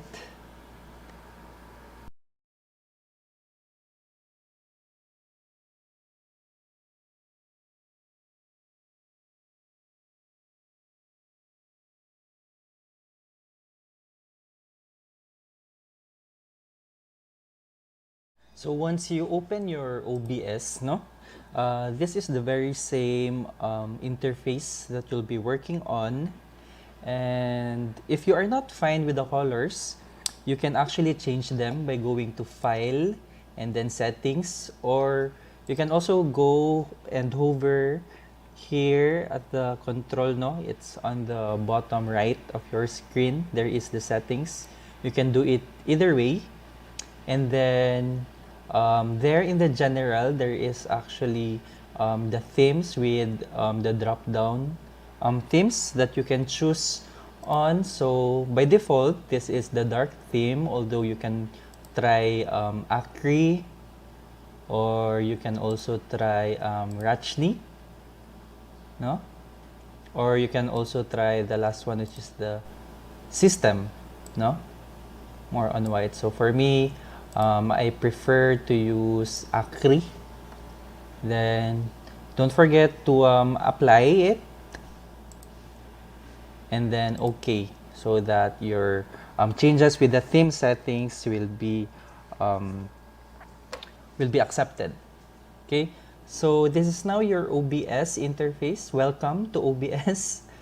This is the studio wherein you will be working on, and other production companies and other TV studios also use OBS in their productions, in their TV shows, and for streamers and other YouTube content creators. They also use OBS, although there are also other standalone applications, no? Although OBS is the much preferred one. So, as you can see, we have the toolbars on top, just like any other application. We have the file, we have edit, we have view, we also have profile, we have scene collection, tools, then we also have help. So for this webinar, we will be tackling on the most used, tools and a general overview of OBS. Okay, so this is your active stream layout. So this is the very same display that will be shown on your productions, on your live streams when you broadcast. All right, but it is preferred, no? It is encouraged. I highly encourage you to choose the studio mode, no? Because in studio mode, there are two panels. The first one on your left is the preview, while the second one on your right is the program. So in the program, this is the very same scene, or this is the very same production that will be displayed on your live stream. While in the preview, this is where you can do some changes, you can modify or update your changes without affecting what is seen on the program or what is being shown in your live stream. So in case if you have changes in your preview, you can click on transition so that those changes that you did in your preview will be updated in your program. All right? So since we have already tackled on the controls, no? Especially in the settings and studio mode, then let's begin with the controls lang. So we have 5 controls. We have already discussed the studio mode. We also clicked on the settings earlier. And in exit, of course, you know what exit means. It implies that you'll be exiting OBS. So let us first discuss on start streaming. So how do you stream in OBS? So say for example, you are ready and you are good to go to stream or to broadcast your feed or your production. So how do you do, or what should be done for you, or in order for you to stream? Okay, so before you begin with your stream, you must see to it that the stream key is activated. So how do you update the stream key? So the same thing in settings, you go in the stream tab, no, after general, and you can choose the service wherein you want to be streaming your production. So there are already available applications or channels wherein you can stream live your production.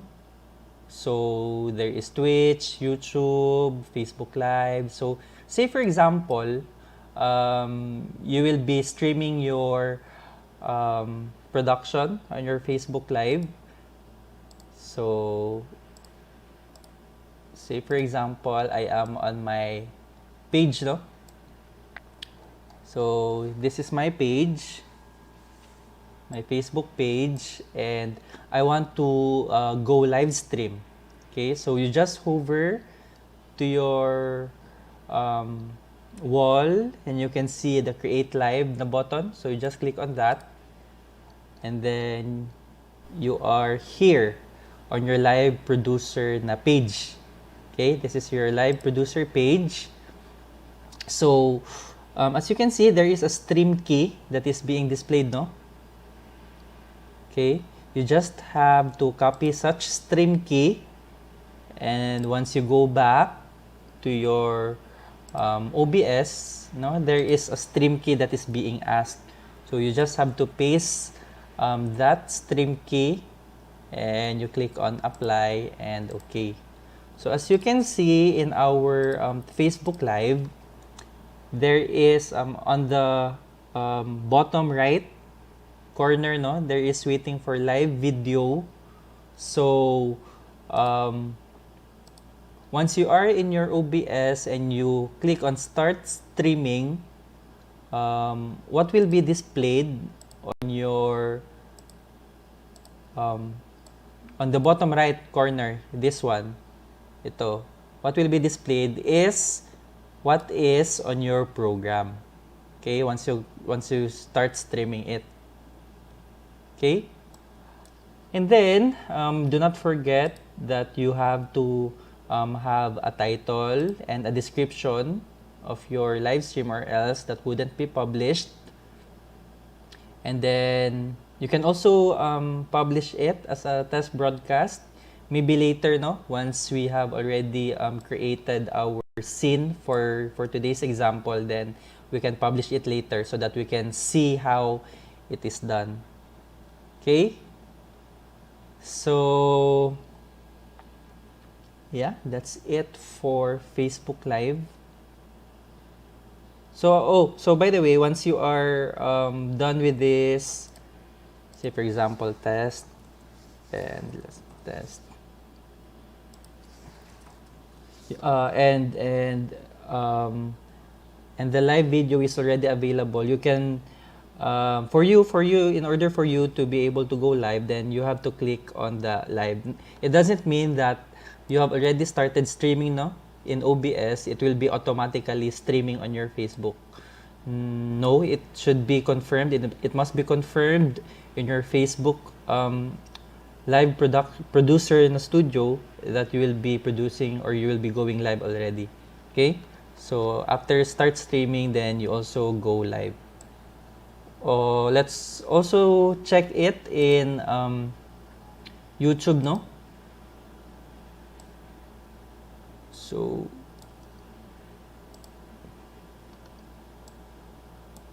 So say for example, this is your channel na dashboard.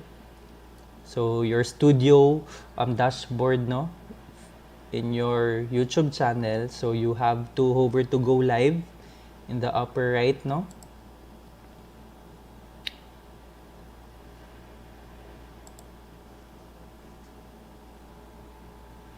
And as you are already there, you can schedule a stream. You can actually schedule a stream wherein, say for example, you have a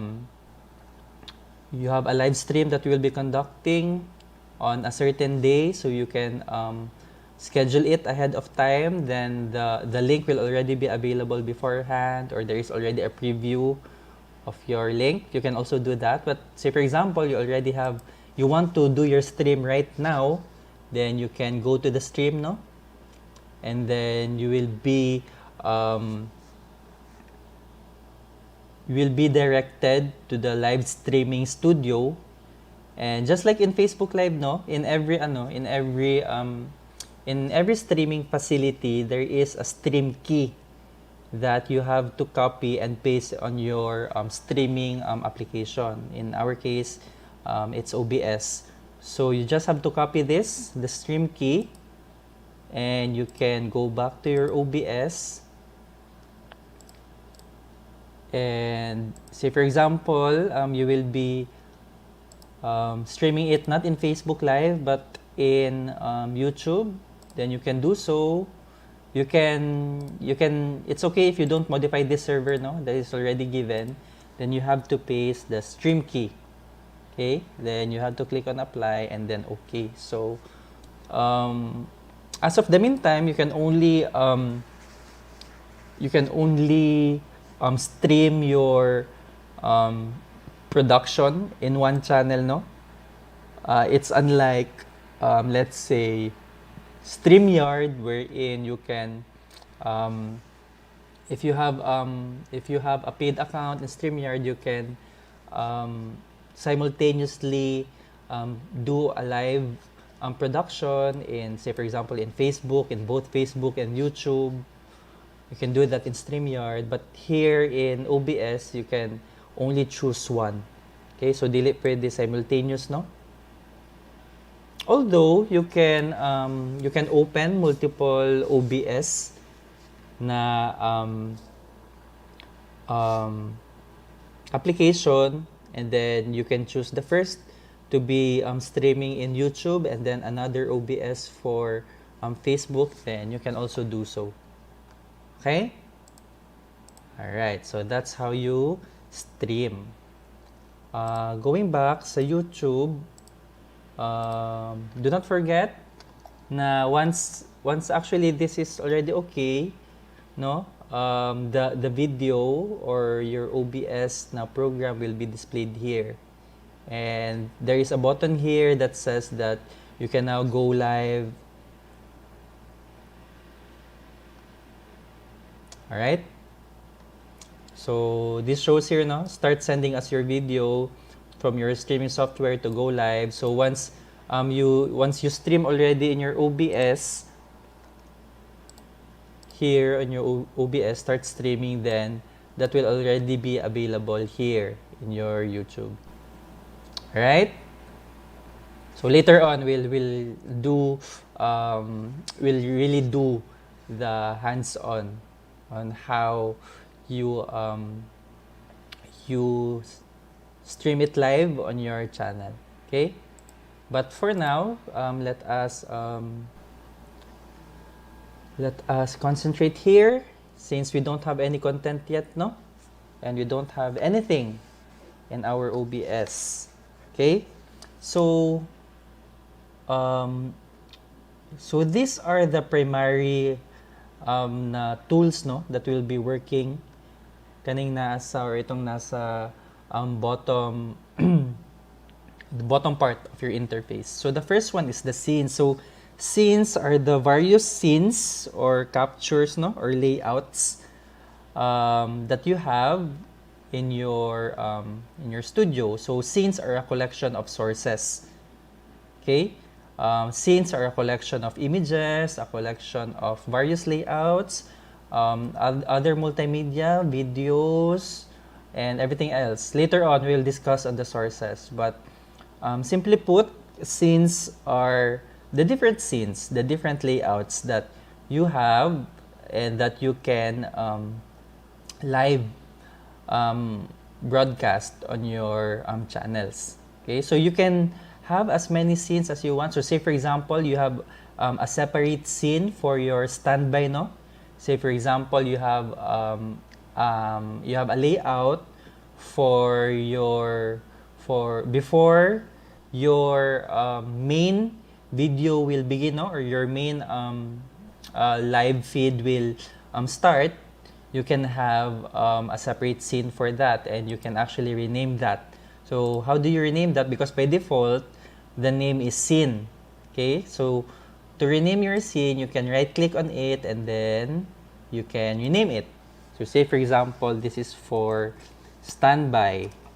No, say for example, you will put a text there na webinar will begin soon. Please stand by. That is your scene, no?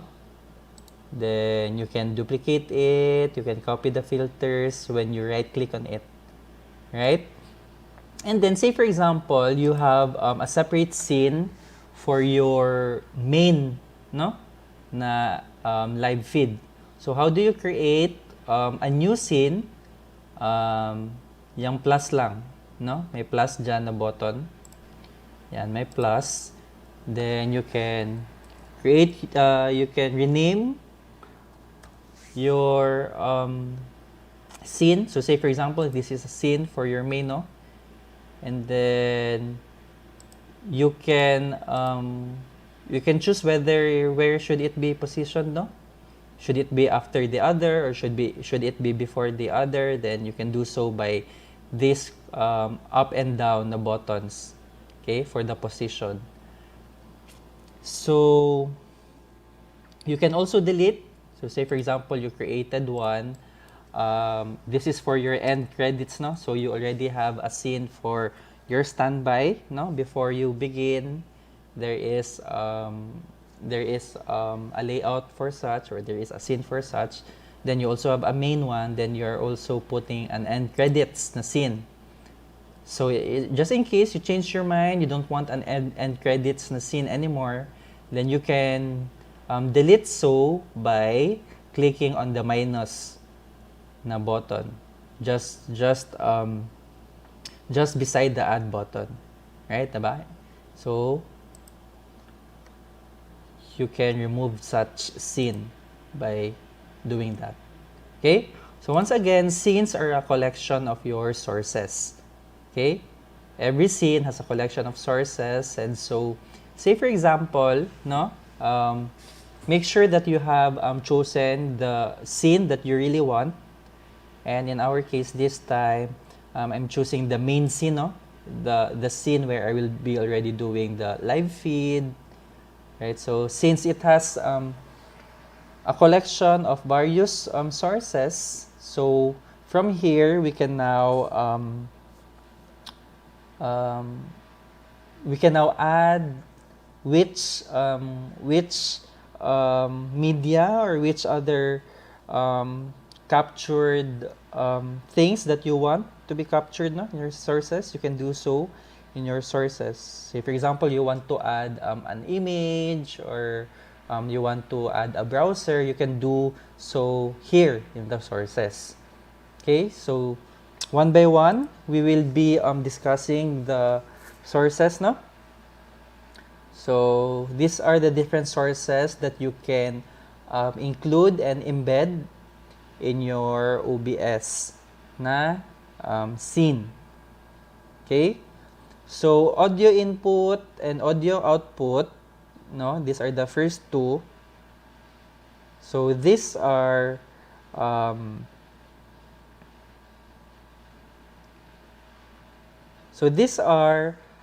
this allows you to add an audio input or output device. So say for example, for input, we can add a microphone, no? If we have a microphone and you want to capture the voices or the sounds that are produced in your microphone, then you can do so by the audio input. While audio output is, say for example, you have a headset, you have earplugs, no, or you have earphones or headphones, and you want to capture what is being produced in such devices, then you can add from here. So say for example, if we add an audio input, no, say for example, I want to I have a microphone I have an earphone which also has a microphone, and I want to capture such sounds. So for you to do that, you just choose audio input capture, and then you will be asked for a device, no? So by default, it is only default, but in my case right now, I have a Huawei na headset, no, and it also has a microphone. So I want to include such, then I have to click on it, and I click on OK, right? But in this, I will not be literally doing it, no, because it will interfere my my audio, although I have shown you the process on how to do it. Okay, so by the way, here in OBS, you might wonder, say for example, you have a video that you included and you cannot hear it. Actually, in OBS, you really could not hear it. Okay, so it's like it's as if it's muted, or else then it will affect, actually there will be echoes or feedbacking, no, in your audio. So OBS does not produce sounds. Okay, so after audio input and audio output, no, we also have browser. So browser is intended for websites, no? If you have some websites to visit and include in your OBS, then you can choose the browser. Okay, so say for example, you want to include youtube.com, no? You can also nominate the specific sizes for width and height. This is by pixels, no? So as you can see, the YouTube page, although it is still loading, can already be seen on your preview. And as you can see, no, in our left hand side, the preview, it is not the same with the program on your right side, because in preview, this is where you have you can do changes without altering what is seen in the program, because program is what really is it is what is being shown in your live feed. So once I click on the transition, that's the only time that that the changes have been updated to. Okay, you can change the kind of transition. No? You can choose fade. You can choose fade to black or cut. You can do so. Okay, so this is for the browser na source. So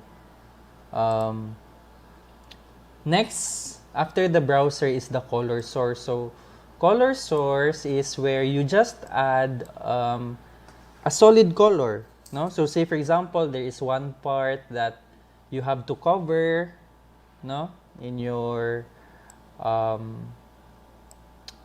layout. Then you can do so by choosing color source, and you can change the color by selecting on the color. You can also pick screen color, no? If you know, if you're familiar with Photoshop, then it is better known as the color picker na tool, no? Wherein you just have to hover on your mouse and the color of that specific area will be chosen. Then you can also do so. Okay, or you can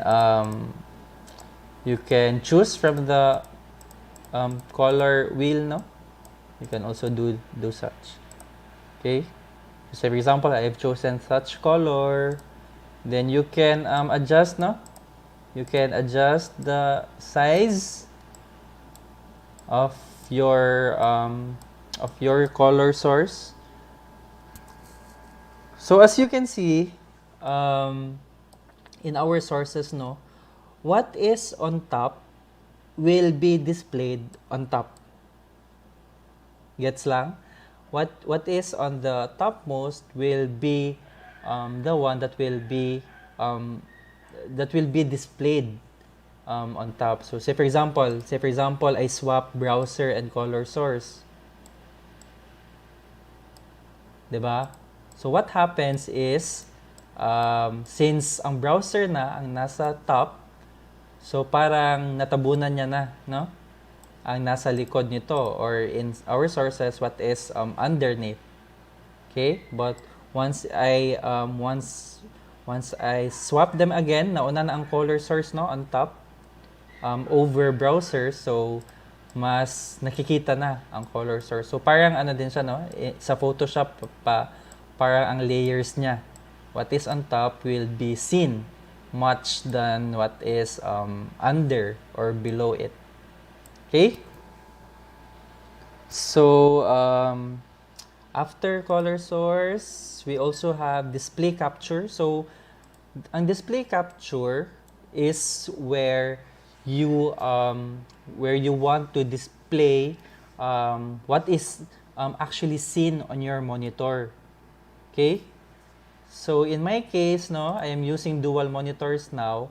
So once I click on it, I have various options of display, no, to choose from. I have display 1 and display 2. Okay? So that's my display 2 and this is my display 1. Okay? So you can deselect, no, or untick the capture cursor, meaning to say hindi makikita yung cursor ng mouse nyo, no? Or it's up to you kung gusto nyo din ipakita. So that is display capture. Okay? So as you Yan, display capture. The same principle, no? Kung anong nasa ibabaw, what is on top, will be the one that will be seen most, no? Not unless you swap the. So that is display capture. Okay? So parang ano to, no? Kung nasa Google Meet pa, para kayo nag-share ng screen nyo, ganun. So that is the display capture. So another source is the game capture. So sa mga gamers dyan, and if you want to stream live your game, no, your gameplay, then you can do so from the game capture. Okay? So if you are playing a specific application with full screen, then you can choose the mode, or you can choose a specific window. So yan is for game capture. Okay? And as you see, I already have a game capture now in my source, but since I don't have a gaming na application that I am using, so it's not shown, no? So that is the reason. So delete ko na lang to, ha, para walang confusion. So next, we also have an image, no? So say for example, if you want to add an image in your layout or in your production, then you can do so by, of course, as the name implies, the image na source. Okay? So once you click on it, you will have to select the path or the location of your file, of your image file. So you can do so by clicking on browse, and say for example, I have here a picture, no? This is already I have created a layout, or yan, na may mga transparent something inside, no? Yan. So gumawa na ako ng picture na PNG yan. So ang PNG nababasa din ng OBS. Okay? So para hindi kayo maguluhan kasi mukhang nakakalito ang layout, no? You can actually hide and unhide other sources. Okay? So say for example, you want to hide yung hindi makita, no? Hindi siya visible sa screen. Then itong eye, no? Itong eye na button, you can click on that para ma-hide siya.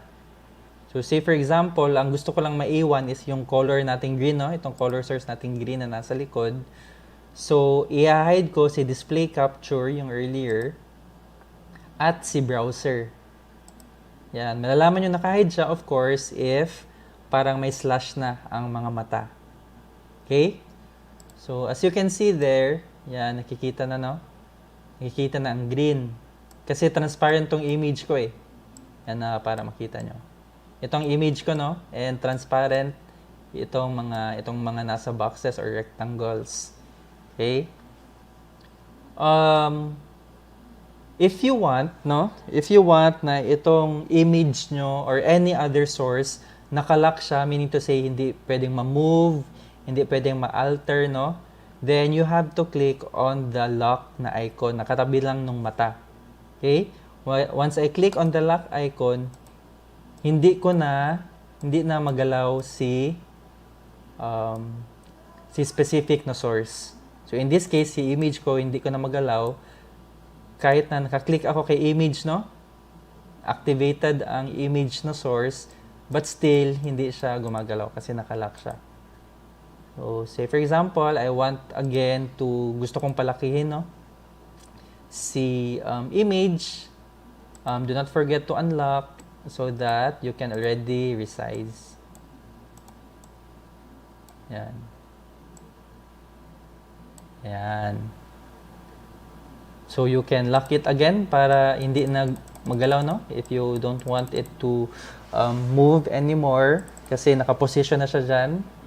That is already a fixture, no? hindi na pwedeng galawin, then kailangan mong i-lock.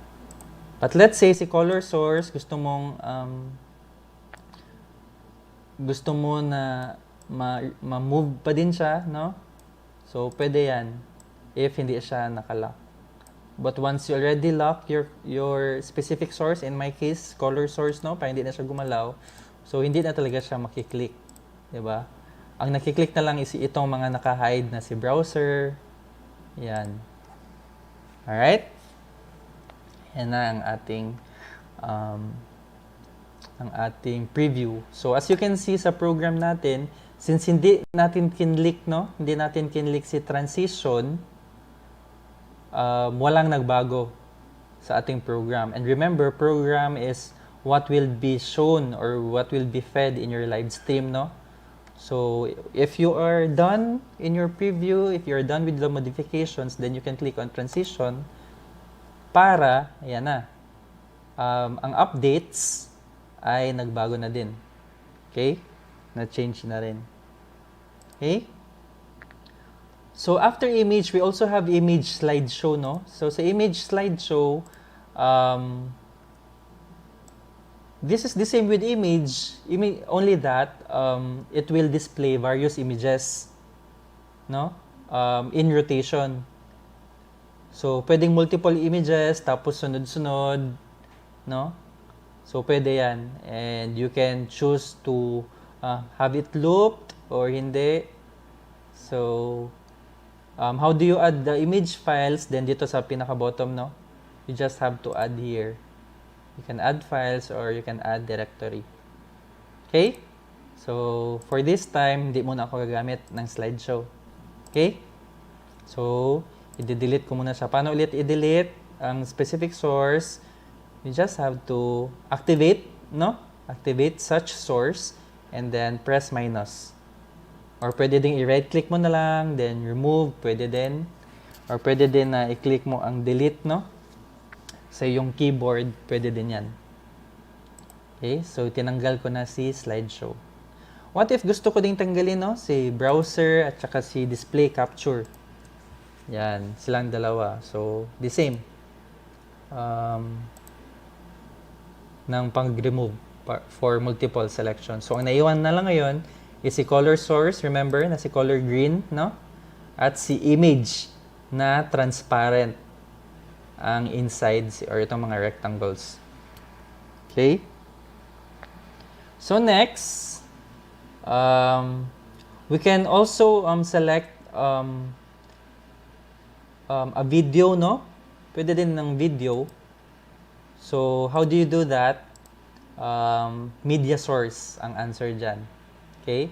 Media source, plays videos, or MP4 files, MP3, pwede din sa media source. So, how do you locate it? So, ito lang, sa browse. Or if you have local file na nakasave na video, so yan, pwede mong piliin yan.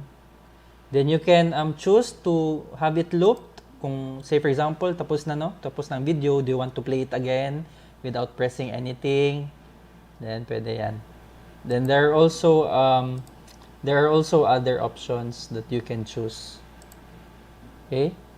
Yan. So, in this case, this is the video already na in-include ko. But, say for example, I want to resize it, no? I want to resize my media source or my media file. How do you do that? So, pwede lang ganyan, no? Drag mo lang. Yung parang mga squares na nasa edges or corners niya. That's how you resize it.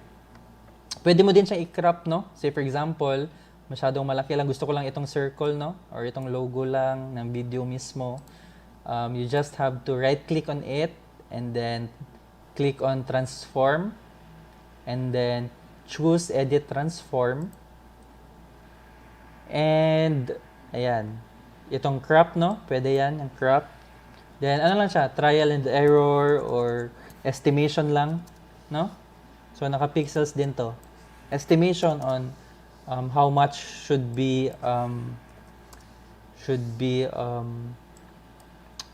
input, no? para mag-reflect din ang size kung gaano kalaki ang ika-crop. So ayan. Yan, sumobra siya. So ayan lang. So na-crop na siya. And there are also other options, no? When you right-click on the media file, there are other options that you can choose. Pwede nga may mga filters din and properties. So I'll give you the freedom to explore on it since basic lang naman to. Yan. No? Ayan na.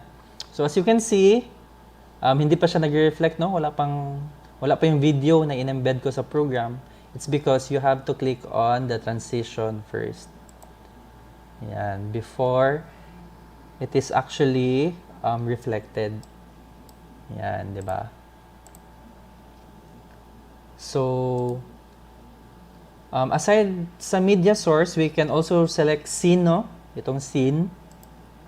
So, what is a scene? So, ito na, 'di ba? Meron tayong standby na scene, meron tayong main na scene, 'di ba? Yan. So, pwede din na magpakita ang source natin, no? Ng scene na nandito sa ating left-hand side. Okay, yan. 'Di ba? May sige ha, para mas makita nyo ang explanation. So say for example, mag-add ako ng end na credits, no? So meron na tayong tatlong scenes. Meron tayong main, standby, end credits.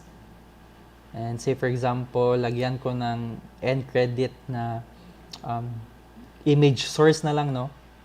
Para mas madali, no? So naglagay ako ng picture kay end credits, no? So this is my end credits. Sample lang po to ha. Tapos lagyan ko daw ng ibang color source. Let's say ang puti lang. Yan. Then I'll swap it.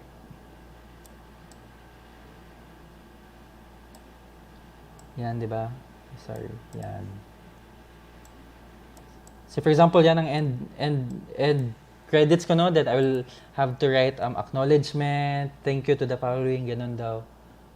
So once I go back to my main, and then I add a scene, no, as my source.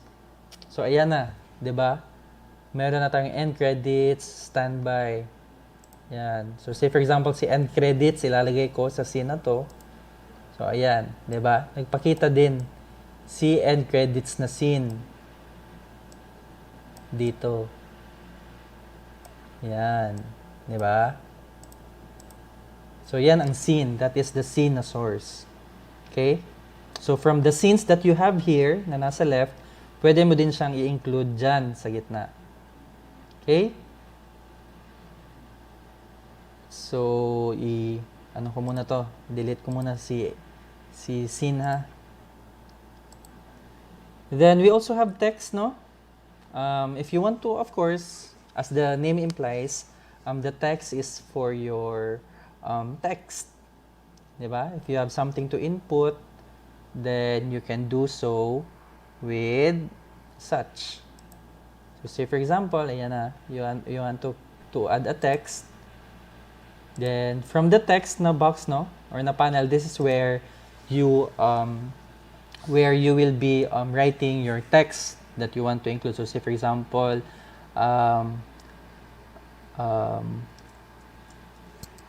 ano ba?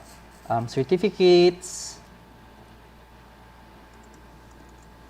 Yan na, wrong spelling pa ako. Certificates will be provided after 3 weeks. Please check your email. Diba? So say for example, gusto mo i-include yung text na yan. So pwede. Then you can choose the colors, no? Pwede siyang vertical, kung pahaba siya, no? Pwede. You can also have background color. So pwede yan siya. Okay? Then you can also You can easily change your size, no? By just dragging it, yung mga corners niya, pwede. Diba? Para mas lumiit. Yan. Diba? Say for example, yan. Then, pwede pang mas maliit. It's up to you. Diba? And then, say for example, no, gusto nyo, you want it yung parang ano, no, yung parang sa mga news, ano yan? Flash report, news report, no?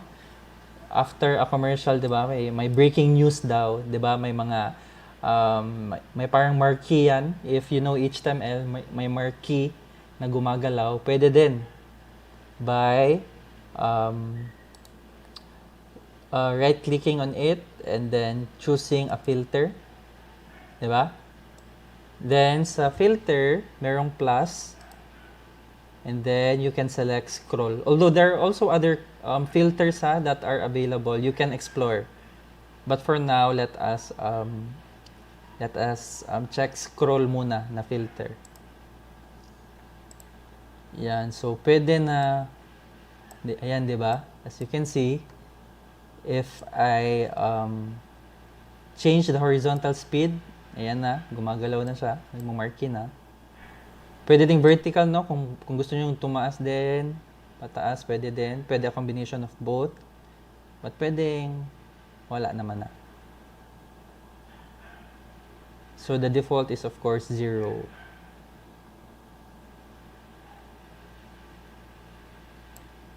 Yan. So pwede siyang naka-loop. Pwede ding hindi, no? So, close. Ayan na. As you can see, ayan, meron na tayong marquee. Gamit lang ang filters. Okay? Na scroll. So, for example, gusto nyo na limited lang ang width niya, no? So, pwede naman. Pwede nyo namang i-change. Okay?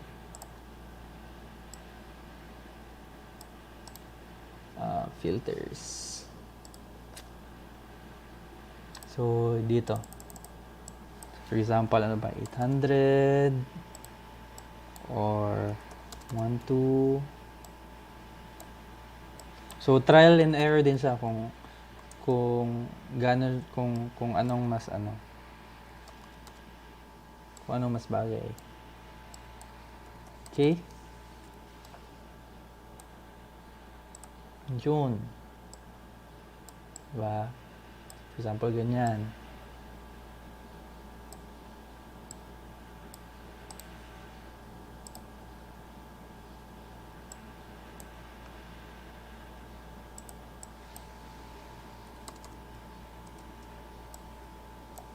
So, trial and error din siya. Okay? So, ayan na. Meron na tayong nagawang example. So, what else we have here? Meron din tayong video capture device, no? So, video capture device is where, say for example, you have your web cameras or you have your DSLRs, no? Na yun ang gusto nyong ma-display. Then, you just choose video capture device. Okay? So, say for example, I'm adding a video capture device here. And ayan, I have a capture method na device, no? So, you just have to select kung anong camera ba yun, ang inyong capture na device. So, you can change them settings if you want. Okay? Yan, then you just have to resize it by dragging. Say for example, lalagay ko siya dito, no? Dito sa side na to. Yan, para ma-occupy niya ang isang buong rectangle. Then, you can also, you can change, you can also crop it, no? Kagaya ng ginawa natin earlier sa video, sa media, no? Sa transform and edit transform. Then you can change the width and height there. Then pwede din na yung ano no, yung transparent background. So pwede din yan sa filters and then sa chroma key, no? Pwede yan sa chroma key. But this time, since hindi masyadong maganda tong color, background color, no? Pitong pintura sa likod ko, since may ibang places na hindi mata-transparent. So, hindi siya okay to do an example for now. But if you have a green background, no? Kahit ako sa bahay, I only use green na cartolina. It really works well. Or if you have a cloth na green, pwede din. Okay? Explain ko lang ulit kanina ang positioning ng mga sources natin, since ito ang nasa top, ito ang makikita no as foreground. But kung ilagay natin to siya, if i-drag natin siya sa likod, so say for example, likod ng image, no? Since this is the image, so say for example, ayan. 'Di ba? So you can see now na nasa likod na siya ng image. The same principle sa Photoshop. Ganun. Okay? Then next, aside sa video capture, we also have a window capture. So, ang window capture na ngayon is, if you compare it, no, since, di ba, meron tayong display capture and window capture. And display capture is the entire display of your monitor, no? Of your screen. Itong video capture naman, window capture, only a specific application or a specific window of your of those that are running in your system. So say for example, meron kayong Zoom, no? May Zoom kayo na naka-join kayo sa Zoom or sa Google Meet. Pwede nyong ma-select yan. Okay? So, kung anong window, you can, there are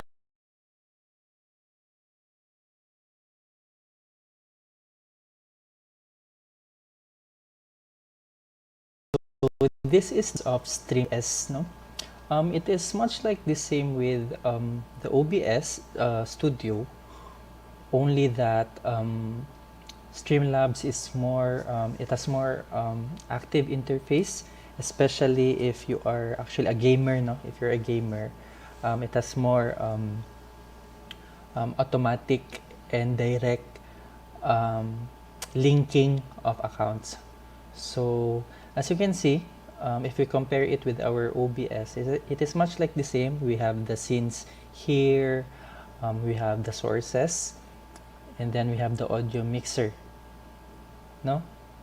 But the controls are here, underneath, and you can, the same with OBS, you can record, you can replay, and you can also you can schedule a stream, no? Unlike in OBS Studio, wherein there is no such kind feature.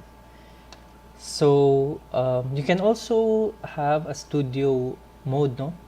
In your StreamLabs, you just have to click it here in the studio mode, and there is again the left and the right panels, no? Where the left is where you edit your stream, while the live is the one that is the main program that will be shown directly to your accounts. All right. And then another thing about StreamLabs is that it has its mini feed, especially if you have already linked your YouTube channel or your Facebook page, no? There is a mini feed wherein you can also control the settings, as you can include it in your live stream. All right.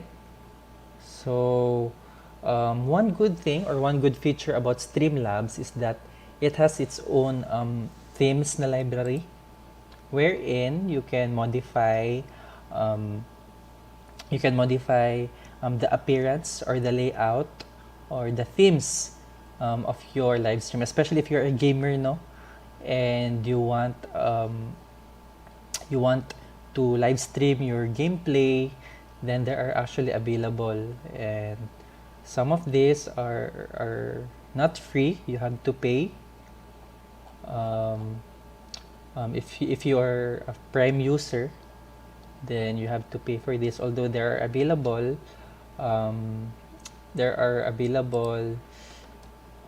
stream overlays that are around the web, no, and you can modify, or you can import and export your overlay file. So say for example you have downloaded an overlay file, you just have to import such in the import overlay file for that to be recognized. Okay, the scene collections tab is found in the settings. Okay, so just like in OBS, you can also change the appearance now. It can be night or day, although it's only limited to two themes, night and day only. All right. So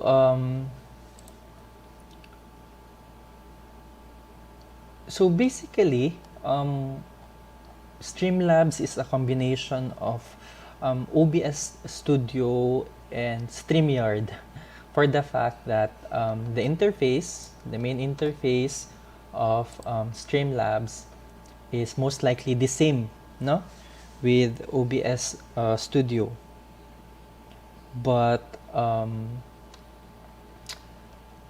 in terms of linking accounts, no, this StreamLabs is most likely the same with StreamYard, because unlike OBS Studio, wherein you have to manually input the stream key, no, from your channel or from your page, here in StreamLabs, once you have logged in your account, then automatically there is no need for you to key in any more stream key for as long as they are logged in. Just like the same with StreamYard, no, which is web-based. Okay. So here are the destinations in the settings under general, no, or under general. There are destinations wherein you can add. The thing here is that you can only add other accounts if you are a Prime member. Okay, so there is actually a payment for being a Prime member, but if you are solely inclined to just using one account to live stream, say for example you only have your YouTube channel, then StreamLabs is good for you. So you can add destinations here in the stream. Okay. You can also change the streaming bitrate in the output settings. Then you can also change the recording, the path, or where you will be saving your file, and also the format and the quality, right?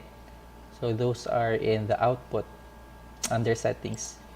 Then we also have the audio, wherein you can add other audio devices like microphones, okay, through the audio settings. So some audio settings are disabled, so you must see to it that the headset or earpiece that you want to include must be enabled or must be selected. So for the video, you can customize, or you can check which resolution you want your video to be, no? Although by default it is 1280 by 720 as the output for scaled. So we also have hotkeys, no? If you want some shortcuts for for actions, if you want to start streaming, then you can change the keys, no? So that it's easy for you to navigate and select through your keyboards na lang which actions will be done. Okay? So we also have the advanced settings, but if you're good, no, with your default settings, then there's actually nothing to change here. But you can actually explore, no? Maybe there are some things that you might consider that are found in the advanced. Although by default, you're actually good to go for your live feed in StreamLabs. Then once again, we have the scene selections wherein you can import, and if you are actually a developer or designer, no, you can also export your overlay file. Okay. Then there are also notifications that you can enable or disable. Okay, for your StreamLabs. All right. So we also have a virtual webcam, which allows you to display your scenes from StreamLabs, no, in video conferencing software. So this is also the same with the OBS camera. So in OBS, you can also display your scene, no, in your program. In other video conferencing applications, that is also available. Then there is also game overlay. And once again, if you're a Prime user, wherein you have to pay, there is payment in StreamLabs, then you can enjoy all the other features that are available. Okay, so as what I've said, most likely the interface, if you're familiar with OBS already, then it will just be easier for you to navigate and explore StreamLabs because they have most likely the same interface. Only that StreamLabs is more easier to link to your accounts, unlike OBS, no. Although they are the same, they are standalone applications. You have to install StreamLabs just like OBS. But in terms of linking your accounts, your streaming accounts, it is easier here in StreamLabs. So if you are a gamer or if you play games and you want to showcase your online playing, then StreamLabs is actually good for you. Ba? Okay, so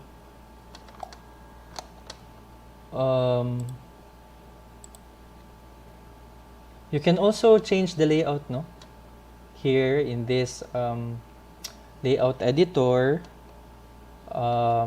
you can select how you want your layout to be seen, no?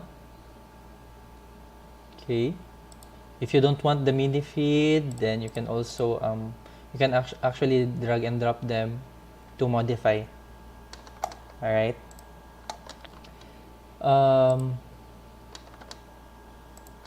Most likely, StreamLabs has a support, no? They have a technical team that can cater in case you have some needs or you have some questions and you want to have real-time answers, no?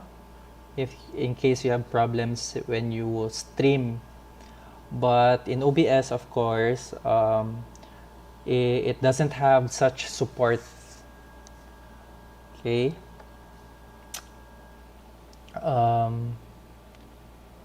So yeah, there is also an app store in StreamLabs wherein if in case you want to buy something in addition, if you want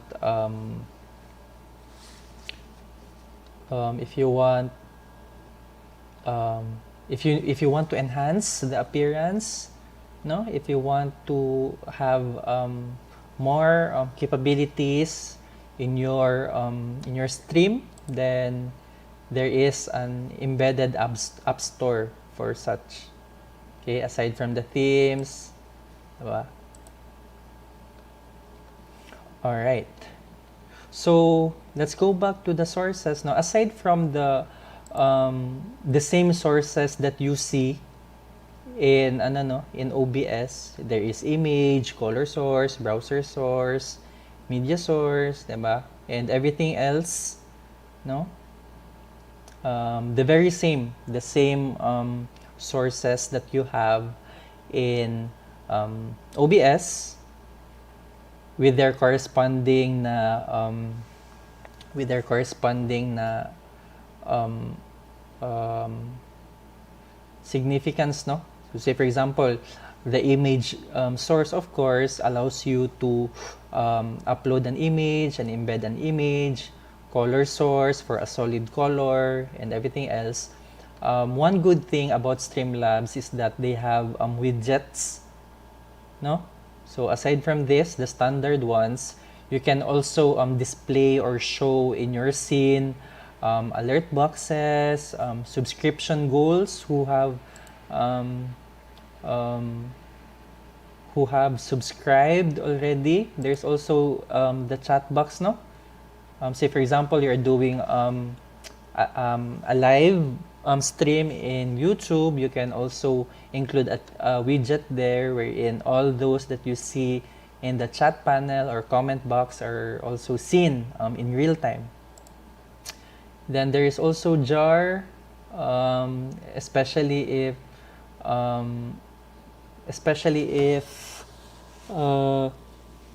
you want some tips, no? Or you want some bits if there are people or audience watching you and you want some tips or bits, then you can choose the jar. Then we also have stream boss, no? Then we also have spin wheel, wherein the streamer can actually spin a wheel, you know, to make a decision. Then we have media share. There's also a charity goal under StreamLabs, then donation goal, especially if you are you're seeking for a donation. Then you also have a tip ticker, parang slight na marquee, no, for tips. Events list. This include your channel's most recent events in your stream. Diba? Then we also have viewer count, how many are watching over YouTube or Twitch. Okay. Then we also have credits, no? These are actually rolling credits to play at the end of your stream. So once you are done with your stream, then there is a display of end credits that can also be done. Then we also have the sponsor banner, wherein you can add, remove, and duplicate, no, rotating sponsor logos, especially if you have logos that supported you because you're already a big time gamer. There are sponsors, so you can include their logos or their banners. Then we also have member goals, no? If you are seeking for a goal for viewers to help reach your live stream, no? So there is member goal, and there is also stream label, wherein a text is included in your stream, such as follower count, new followers, new subscribers, mga cheers, donations, mga donators, and monthly follows, and many more. So that's it. That's one good thing in StreamLabs, because there are additional widgets aside from the standard sources, no? Especially, so StreamLabs really works well if you're a gamer, diba? If you're into online playing, because there are additional features and an additional support for you as a gamer, as a player, to support you once you are already streaming it live, no? As compared to OBS, na it's more on the brick and mortar way of streaming. Okay, but in StreamLabs there is more of those that you need as a gamer or as a player. All right. So, yeah, I think that is all. I give it to you on how you explore, no? For as long as basically the interface of OBS and StreamLabs is the same. Okay? So that's all for StreamLabs.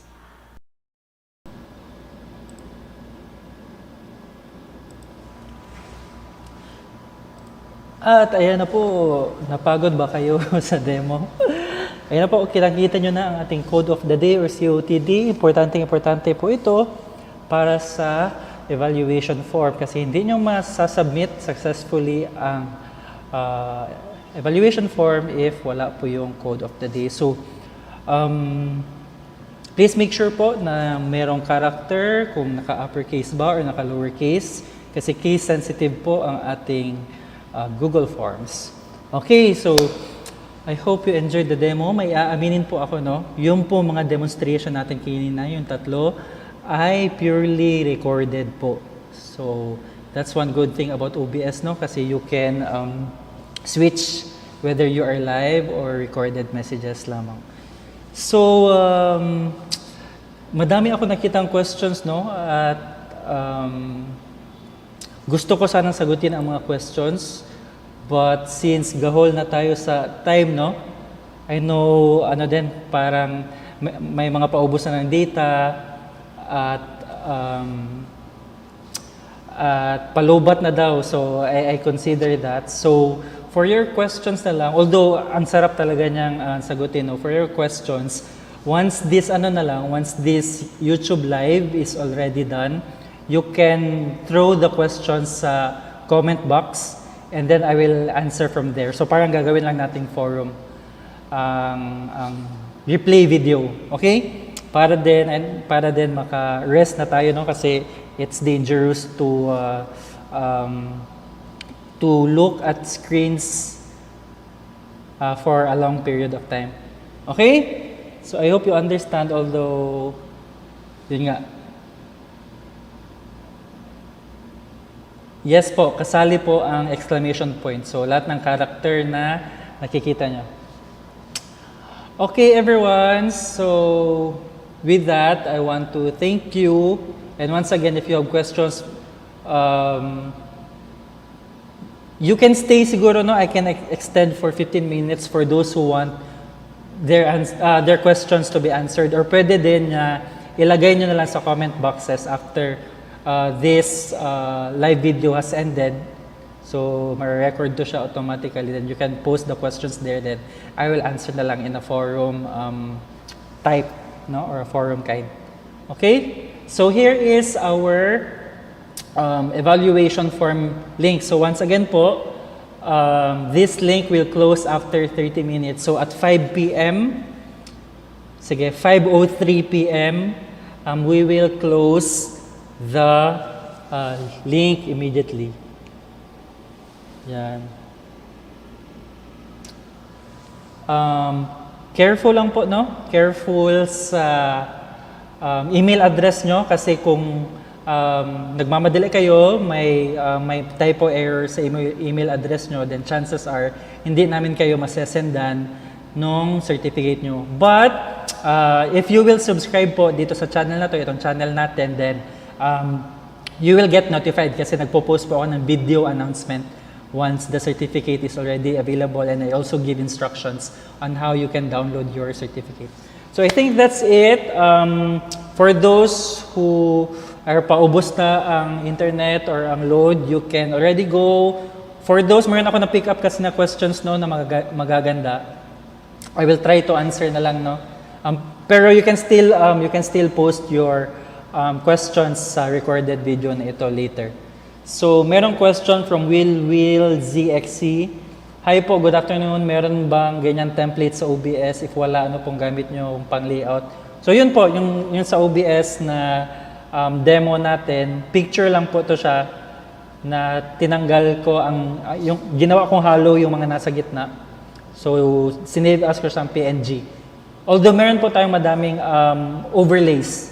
You can search for stream overlays na pwede nyong gamitin. Basta ako, Photoshop po ang ginamit ko para ma-set tong ganito na layout. Meron din question from Rhea June May Adlaw. Can we turn off comments during live stream? The answer is yes, of course. You can do so sa sa platform nyo. You can edit the settings sa YouTube Live na hindi pwede mag-comment. Pwede po yun. Okay? So, what else ba? May nagtanong si Rai Natsume, Intergalactic Radioactivity ang haba ng pangalan. Pwede ba magbutang? Pwede ba maglagay ng background sa video camera without green screen sa likod? Pwede.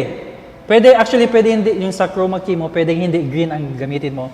Kung ano lang ang background mo. Kasi meron tayong, kung sa Photoshop pa, parang color picker. Sa OBS naman, it's screen, color, something ata yun. So make sure lang na ang gamit mong damit is hindi ka-color ng background mo or else magiging transparent din ang inyong t-shirt kasi kakulay sila. And also, yes, I have seen some comments now. I will be posting a more polished na tutorial na hindi na webinar, no? So uploaded video na one of these days na lang sa ating YouTube channel para pwede nyo ding balikan. But nevertheless, if you enjoyed this webinar, I also enjoyed being with you, reading your comments, kasi recorded lang yun. So habang yung demo ay nagpe-play, ako po ay nagbabasa ng comments nyo. So yun po, yun ang some wise techniques dito sa ating OBS. Alright? So meron pa ba kayong tanong? Pwede pa ako mag-extend? Ang COTD po ay ayan po, andito po sa baba ko. Ano po yung nasa baba, ay nasa ilalim ko, yan po ang ating COTD.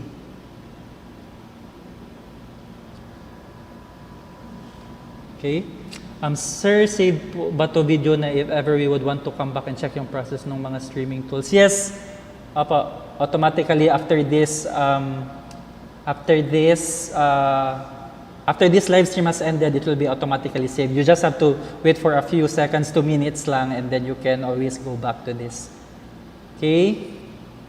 So yes, I'm gonna share na lang sa ating YouTube comments ang ating link, for the evaluation form. Ayan. So, I hope nakita nyo na. Pinin ko na siya. Nakapin po ang link ng ating evaluation form. And ang code naman po ay you have to type that sa ating So, alam ko yung mga expert na sa OBS, alam nila kagad na recorded lang yun. Diba? Magaling silang spotters. Yes po. Gutom na, yes. So, kaya na kayo. Eat well. And again, thanks for watching. And until next time, once again, I will announce dito sa YouTube channel ko through a video upload on how you can download your your certificate. But nevertheless, I will still email you on how you can receive your certificates. But if you want to be the first one to know na mada-download na available na ang certificate, then please subscribe on my channel para una kayo sa balita. Just kidding. So thank you very much, everyone. Happy Women's Day, and I hope you learned. Bye-bye.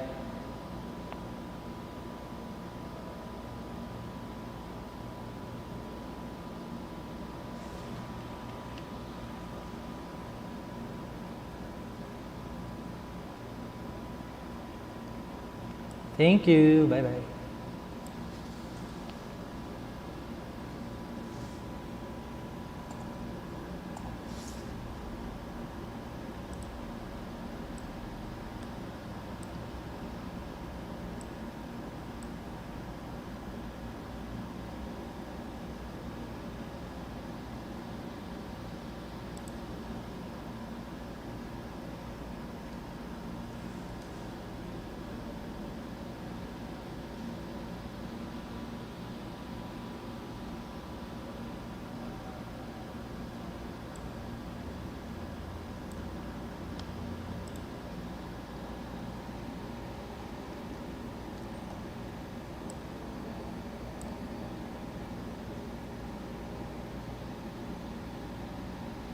have a copy of this webinar? Yes po. Once again po, you will, this video will be automatically uploaded, no? After this live stream. So, hintay lang po kayo ng minutes, siguro para ma-process ng YouTube, but this will be available in my channel. So, thank you everyone. I hope you learned. Goodbye.